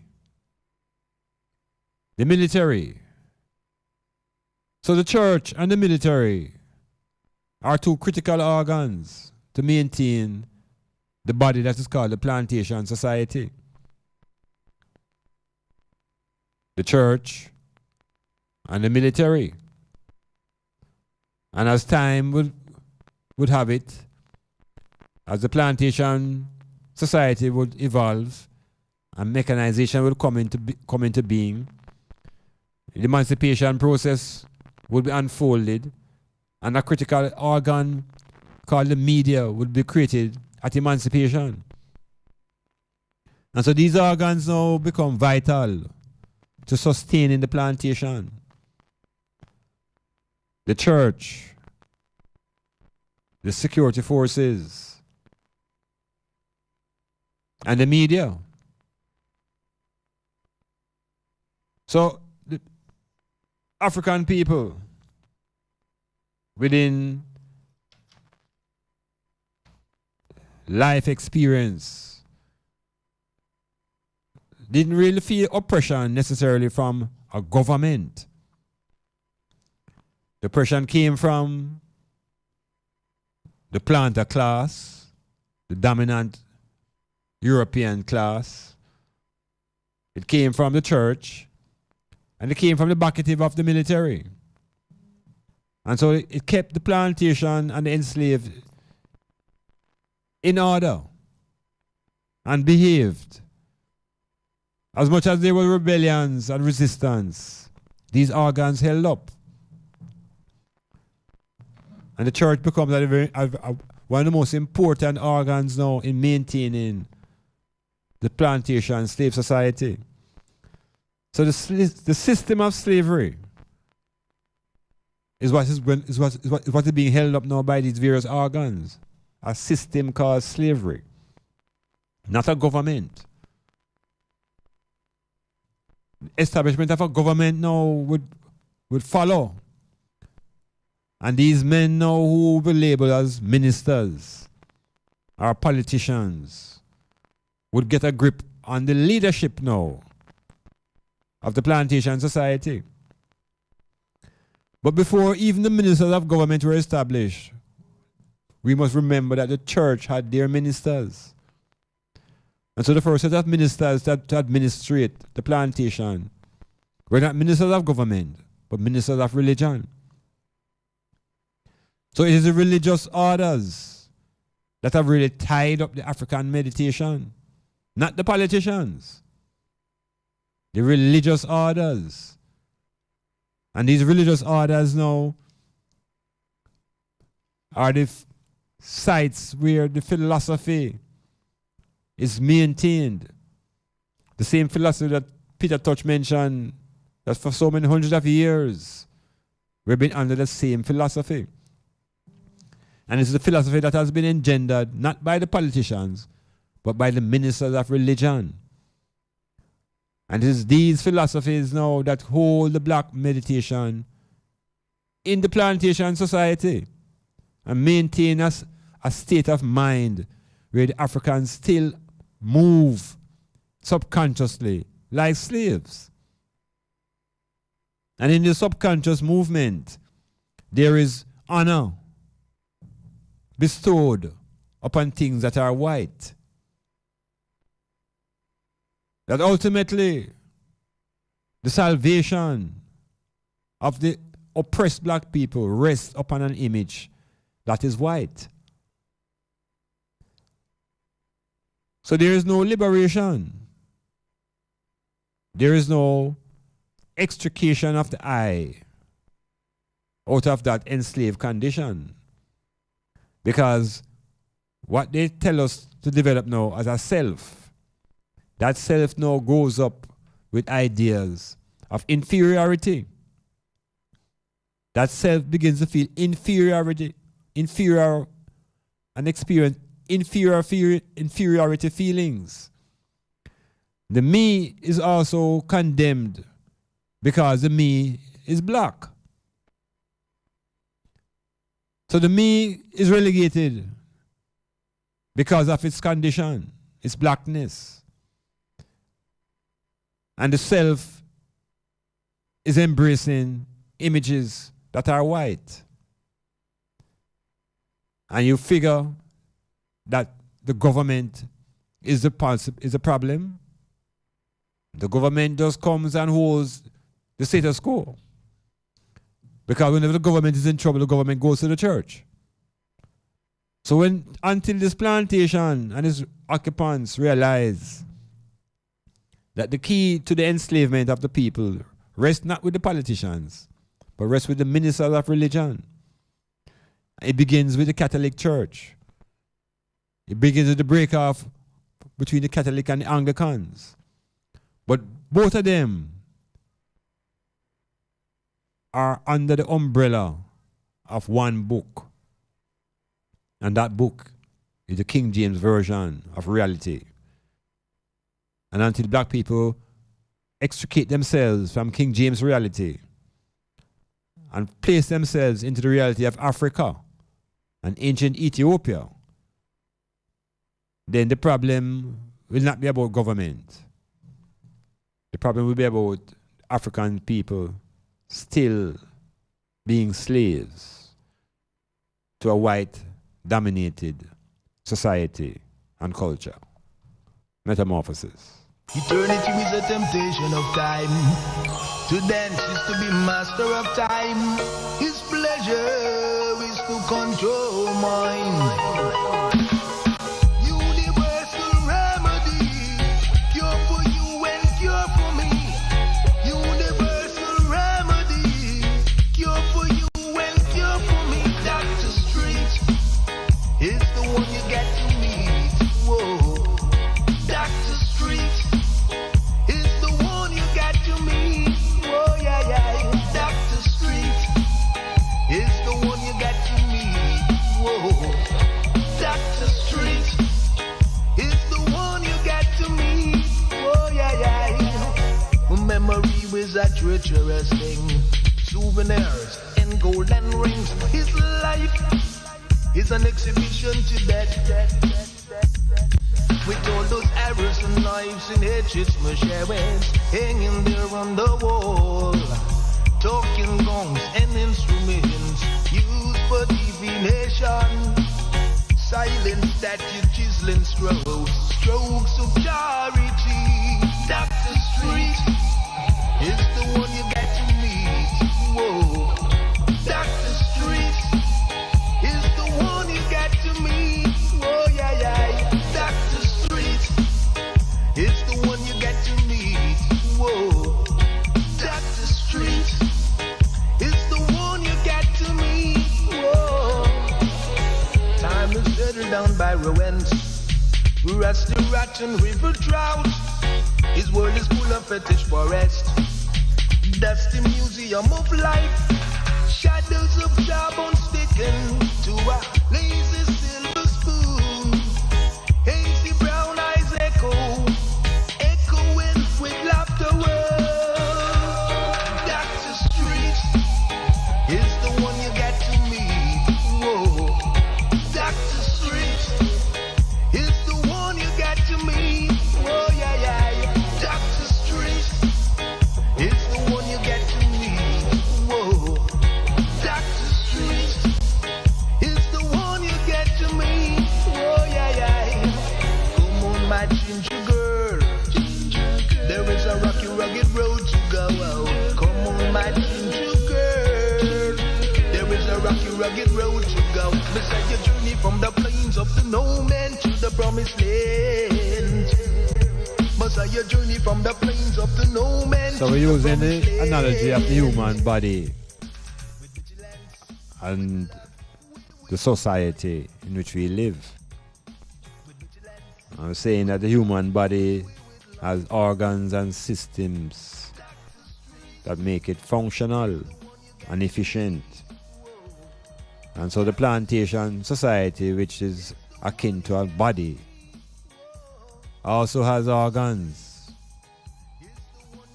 And these organs are important in maintaining the plantation society. So we say one of the earliest established organs was the church. And what grew out of the church also was the education system. And so the education system is a vital organ for maintaining the state of numbness in black consciousness. The same education system now that glorifies the Europeans and vilify and demonize the African and the Ethiopians. And I, man, was a youth, I never knew that Aesop was a black man. They taught us about Aesop fables, and fables are stories that carry high, deep, moral instructions, requires deep intellectual powers. But they would never associate intellectual powers with African people. They said us that we are spiritual, and we seem to be very happy with that. But I emphasize the powers of our intellect. So Aesop was a genius. But Aesop was always projected as a white man, a European, because of his intellect. And so we get the impression that all intellectuals are Europeans, and there are no intellectuals in Africa. What a piece of propaganda. So it's time to reverse the curse in real terms and begin to examine ourselves by ourselves. So the education system, of course, we know is Eurocentric. It puts the Europeans as heroes. It makes Columbus a discoverer. And it removes the feeling or removes the knowledge that Columbus was a colonizer, that he had the backing of the church, he had the backing of the Spanish government, and was heavily at the front of the enslavement process. So the church schools, because that's what the first set of schools were, church schools. And even in a place like Jamaica, where nearly most of our early schools came out of the church. Even our education curriculum is grounded in religious education. Every church, every school, nearly every school will sing about Jesus. That's how they start the school day. And tell you about Jesus. So from you're a child, Jesus is in your face. And so you can't think for yourself because you have turned over your intellectual powers to a Jesus. So the education system as an organ needs to really undergo the process that we call decolonization. If we decolonize the education system, or if we decolonize the religious system, the other two systems are two organs of the plantation body that keeps African people enslaved. So I mentioned the church, mentioned the school system, mentioned the media, because the media now carries the image and impressions of those who dominate. The editorials carry the voice of the ruling class, and they also influence the population who don't have much grip on the English language, a population that is impressed with long words. So the problem then, is it really the system or is it the government? Because the government now is the introduction into the plantation of these ministers who take their seat in a thing called a parliament. And so these men now are given the role of a leadership, political leadership, to control the state affairs of the state. And we have the history and the knowledge of what these men have done and women from the days of, let's call it from independence. From 1962, we have evidence of what the politicians have done to this country. We have seen a country move from rock steady with rum and bauxite and banana and a currency that was higher than the United States. We have seen politicians transform that to a state where the dollar is now 130 to 1 US. Where we have to be now introducing special zones, social zones, trying to stem the tide of a tsunami of violence that has reached us. And when you look at the role of the politicians, the history shows that they were the first set of people to bring guns into the country and give it to youths to fight tribal war. From the 60s, this has been a process. It got out of hand in the 80s with the introduction of the drug culture and the drug don. And so the guns in the country now were no longer being supplied by politicians, but now we're in a position to be bought by the drug guns. And so more guns came into the country, gun pan top of gun. I had a very long discussion with a senior retired inspector of police from the East Kingston area. A man who tell me him lick up enough gunshot on the gun on the boy in a rock fort. High reputation and deeply feared. And the man tell I yesterday, it's a gun in Jamaica like rock stone upon the ground. And I say, wait, say? Him say, yeah, man, it's a gun in Jamaica like rock stone upon the ground. And I started to ask him if it's 40 years in night, retired now. Big name in Eastern Kingston and across the whole island. I won't have to mention him name. But the way him explained to me the influx of guns and gun on top of gun, this is where now we have to begin to hold the politician them to a certain level of responsibility. Because them start the ball rolling. And the ball roll, leave them now and them can't control the ball anymore. Because not only do gunmen come from the drug culture, gunmen are now appearing from the scamming culture. So just more gun, pan top of gun, pan top of gun.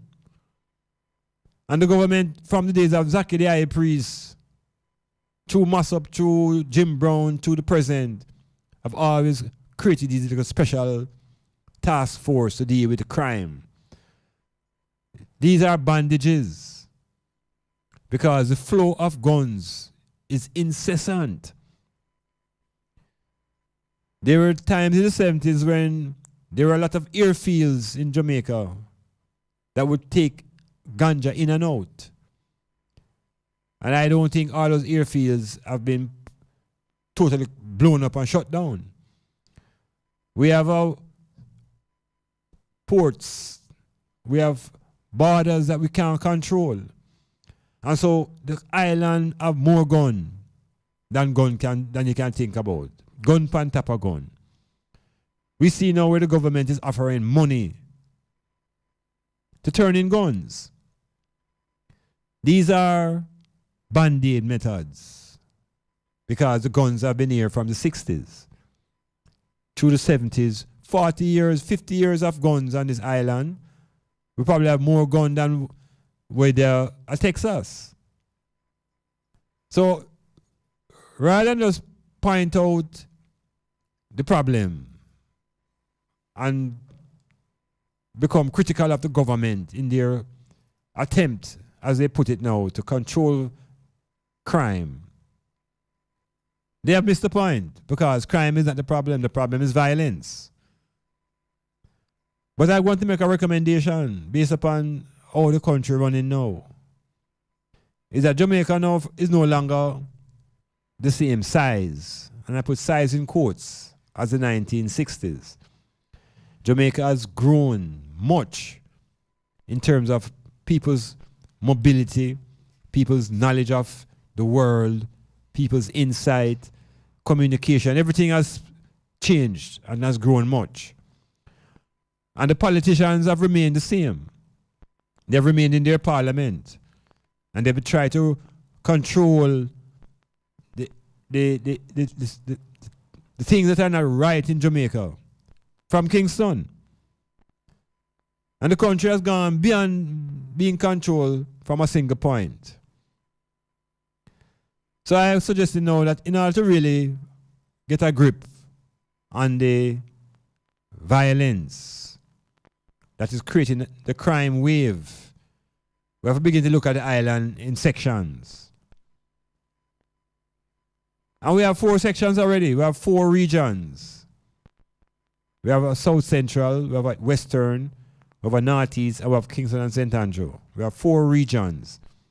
The Education Ministry operates along those lines, where there are regional offices to deal with education. Where we need a regional approach now to the violence and the crime. And this regional approach now, I am suggesting, would come not by creating these pressure zones and moving them all around the island, but by instituting a different structure in how we're going to address crime as an issue in Jamaica.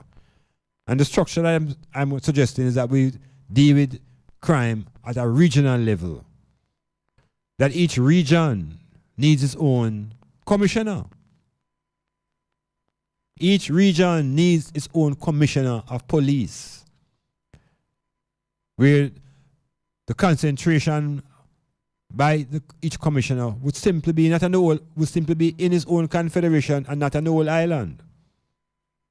So we narrow it down to a regional monitoring, and we allow each region a police commissioner who can concentrate and focus on his region, and then we complement those 4 commissioners with a national commissioner. That these 4 commissioners now would report to the National Commissioner of Police, where there can be a sort of overall approach to the problem. But to try to stay from Kingston and set up a zone in Montego Bay, and then another one in Clarendon, another one in St. Elizabeth, I'm not so sure that will bring any solution. So we need to have a change in our intellectual approach. We need to think more regional, not just for crime, but perhaps for the whole redevelopment of the country. A chance for the population to develop resources that are within its confederation. A chance for some of the resources to be spent in the confederation. And put a different attitude into the country. So when the criminals and the gunmen flee from one confederation into the other, they are going to be picked up quite easily. Because ultimately, when you pressure one zone, the man must go somewhere else. So we don't want to have a constant chasing around the island of badman and policeman and violence and gunshot and people in between getting caught up. There can be a more intellectual approach. And I'm suggesting that we look at the country regionally and rethink this whole parliamentary system. Because we have MPs in certain areas that cannot influence the violence. So what then is the purpose? We have MPs in certain areas where the roads cannot be fixed. What then is the purpose?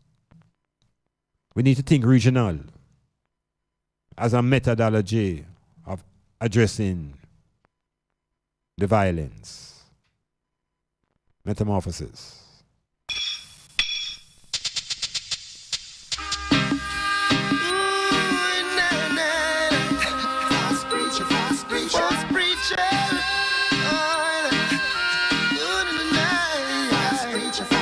Hey, preacher man, I know you got something going on. Gotta make up a story, 'cause another Sunday coming down.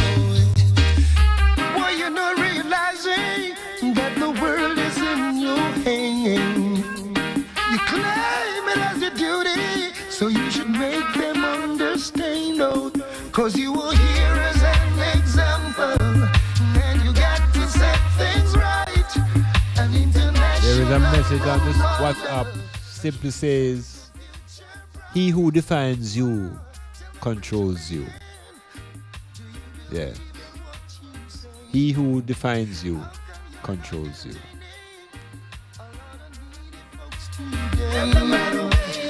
Tell the preacher man, do you love people from your heart?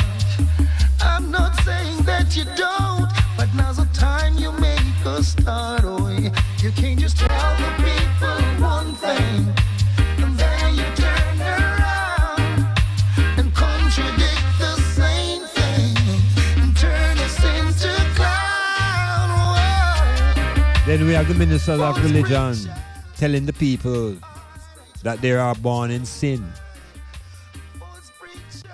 The preachers telling the people that they are born in sin and shaped by iniquity, that the people are condemned and doomed, and the only salvation is through the Jesus. False preachers. There ain't no more milk and honey on the golden river. I, the African, was born not in sin, nor any iniquity, but was born within the context of possibilities. Check that.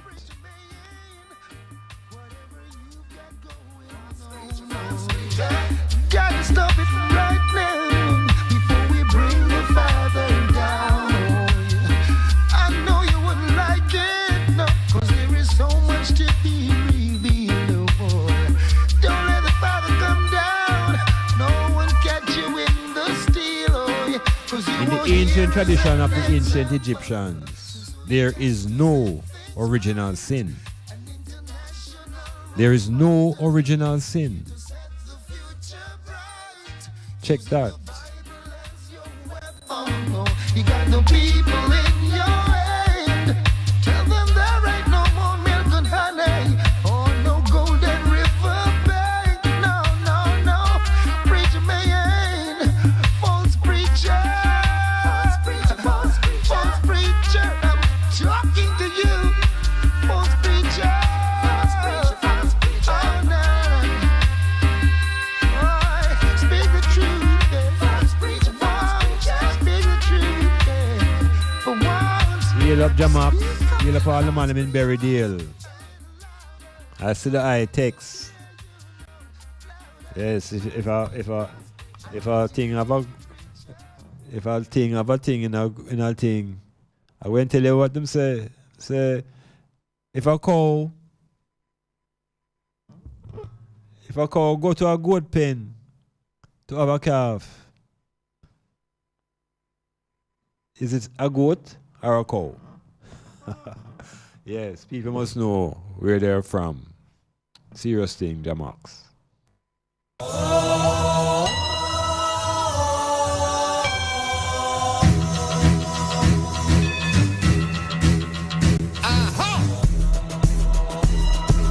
If you take this too serious, then you really need some church.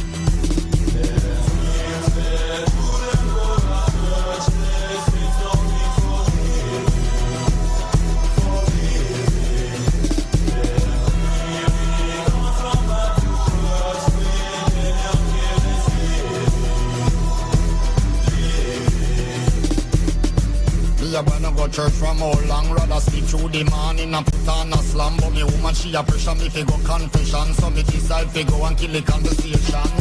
So me sit down right beside Sister Pam, who a tell me everything about the congregation. About Sister Paulette and her gay husband and how she still asleep with the minibus man.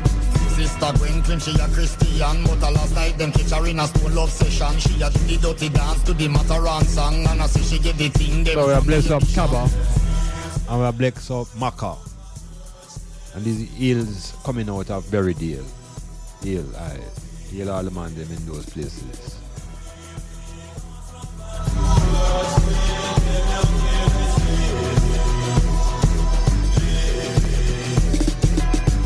Y'all tell me about the one deacon who a drive the big Benz away and get money from. That's why nobody no want give no collection. No see the church roof a leak away and really depend. Every Sunday is a competition. This enough of them a go like them in a name brand. That they sitting wish we come out of some chunk pattern with the can for bar smell that a no new fashion. Then she proceed fit about the man. Them only come a service to look church woman. And we full up the girl and talk about religion. But me couldn't say nothing because me know me a one. So what is the greatest problem facing I? Is it the government or is it the system? Because the system now is a combination of certain organs that come together. But there are individuals who make this system function. And obviously those in government play an important role because they are put in the position of leadership, political leadership. But what we find is whenever they have a crisis, they all become religious and they all call upon forces that are now divine and they run to the church. So when the politicians run out of answers, or they can't trick the people anymore with them suave talk, they go to the ministers of religion. Now they have the smooth talk. So when the minister of government can't find the answer, they go to the minister of religion. And these are the men now who give them the Jesus talk. These are the men who carry them into the Bible now and tell them all kind of God talking things and drive fear into the population. Yet they themselves are corrupted.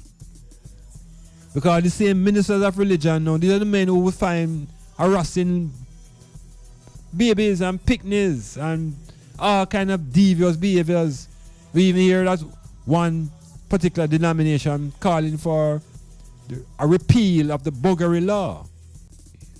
That is mean free up men behavior. So the ism and the schism that we are feeling, as much as the politicians are at the front, it is the ministers of religion that are holding up the whole thing with their philosophies and ideologies that Peter Touch should have tell you a long time. One burn out. So until we get the courage to look with our intellectual eye into these religious ideas and to examine the logic behind these belief systems, the fear of God, they tell us, is the beginning of wisdom. And you see why we behave so fool. Because there can be no wisdom that is driven by fear. If a man broke into your house with a gun, you're afraid. You're afraid. So that's the same fear I must have of God. Let us not confuse fear with reverence. Because one can have reverence without fear. So why then should we not just have reverence for God? No, them tell us that we must fear God. Because fear is what keeps you paralyzed. It's a condition that is fit for children, not for man. So ultimately, the system is what it is. But it's being held together and perpetuated in its own activities by men. And these men are primarily ministers. Ministers of religion. Ministers of government. And they're both backed by the media, who is generally owned by the wealthy and the planter class. So if black people intend to liberate themselves, they must get the full understanding of what is government, what is the system, and which part of the system needs to be broken down, and how the nature of governance needs to be changed. Because ultimately, no, the system is still a system of slavery. And it is a slave system that Africans have not released themselves from. Economic slavery, psychological slavery, emotional slavery. We have to liberate ourselves by understanding the powers within. That Trinity, not the Trinity of the religious order that disrupts family structure by having 3 meals. We're talking about the system of a family with male, female, and child. And the powerful Trinity that is within, which is the me, the myself, and the I.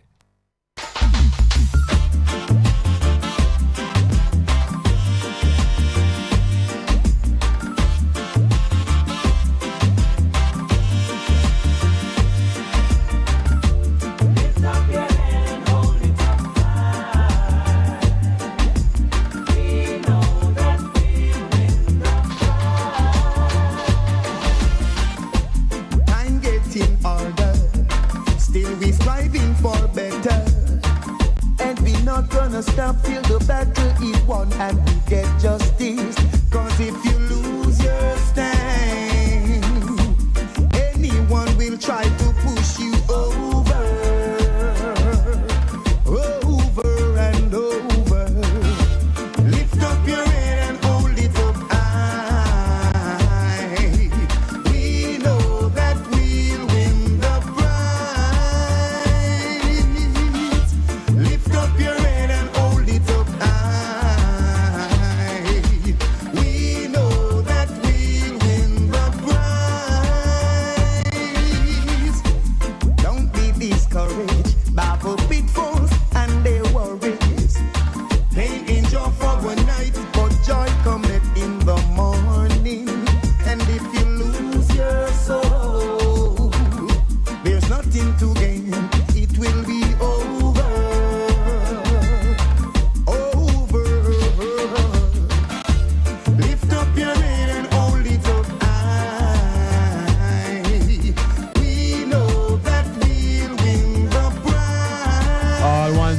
Affected by Irma and Harvey, lift up your heads and hold it up high.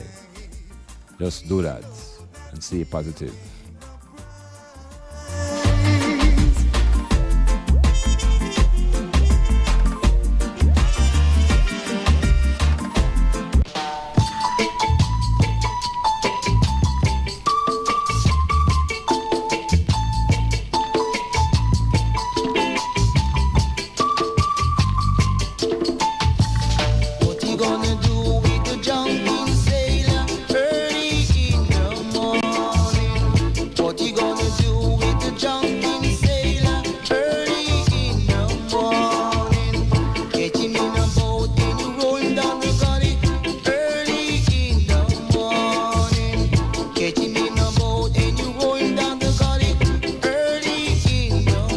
Metamorphosis, the time is moving most rapidly, and it's not fair for me to come out here so early without saying something about what's happening at the global level.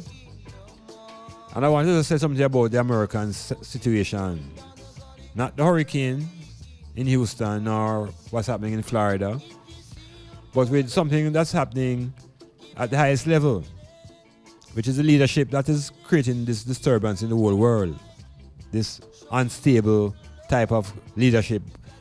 But for those who remember American television situation comedies, I want to remember Archie Bunker. Archie Bunker was a popular television show in the United States. Archie Bunker was the biggest racist and bigot ever to appear on a situation comedy every week. Big comedy show. But in a brief, let me just say to you that I them know that within the American political structure, Archie Bunker has reached into the White House. And in the White House now is nothing more or less than what Archie Bunker represented. Racism and bigotry, sexism, all the various isms that are destructive was embodied in Archie Bunker. And so America now have a bunker for a president. And one should not be disturbed, African people, because it's just a time to be awakened to the reality, out of the dream of King and into the reality of X. Prior to Trump was Obama. And if anybody know the television situation comedy called The Jeffersons and George Jefferson, that was us. Obama was representation of George Jefferson. Black people moving on up to the east side. Now Archie has taken over. And so those who know the essence of Archie Bunker will understand where America is. And he will not change. Archie Bunker is Archie Bunker. What the bee is grace. Way you rob up the place. Grab everything you can find. Yes, you did. And you even rob the blind. You must see one dying. Oh my funeral. And I know no one burial. Yet you want die. Oh my funeral. Make your friend come claim sad. You are the denied.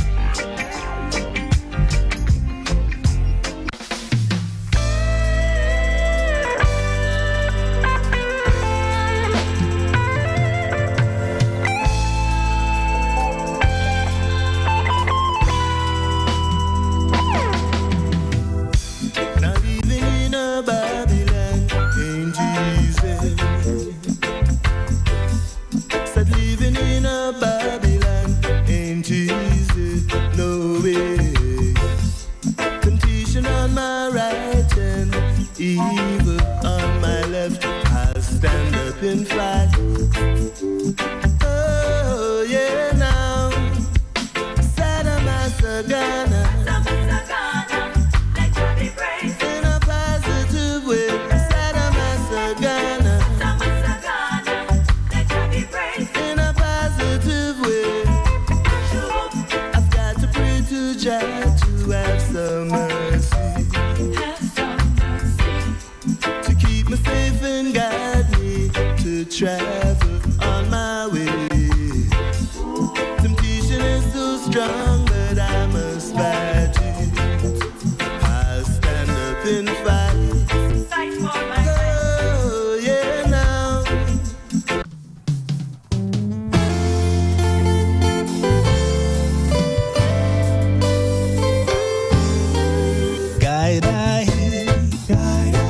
Guiding I eternally. Guide I. It's the voice that sets me free. Guide I. Whispering inside of me. Guide I. I feel peace and harmony. It is in silence that we will always hear. Sit quiet and meditate. So Metamorphosis healing up all those who are under the duress of the environment, all those who are in the States of America experiencing that great amount of anxiety. Hope that you are able to endure and rise up within thy own self, strength from the culture and history. Those who are in the northern climes, deeper north, the states of places like Canada. And of course, New York, New Jersey, Connecticut, Georgia. We hear say Irma heading there now. A lot of people are dislocated. But it's a time for reflection, of course, as to where I and I is as African people. Where is the African people? Where is the African nation? Where are black people within our own government? Do we have our own government? Or are we just victims of the system of enslavement? So whether we are or we are not, we have to find liberation in our thought process first. We must liberate the intellect. Get that up and running. And the powers that are within will flow. So again, hear those who are listening on the island and off the island, whether in the UK or you're down under, whether you're on the continent of Ethiopia. The same continent, the Atlantic Ocean was once called the Ethiopian Ocean, you know. Yes, the Ethiopian Ocean. Some other guy come call it Atlantic. But we can't, that's another issue another time. But Iman Blak saying, give thanks for another occasion. Hail up Cassidy, engineer, and hail up Styles FM. And stay focused in yourself, with your I and the me in harmony. Iman Blak. Out. Die, die,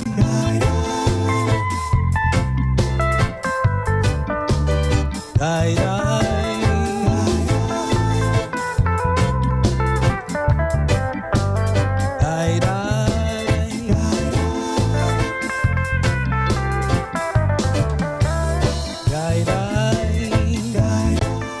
This is Styles FM 96.1 on your FM dial.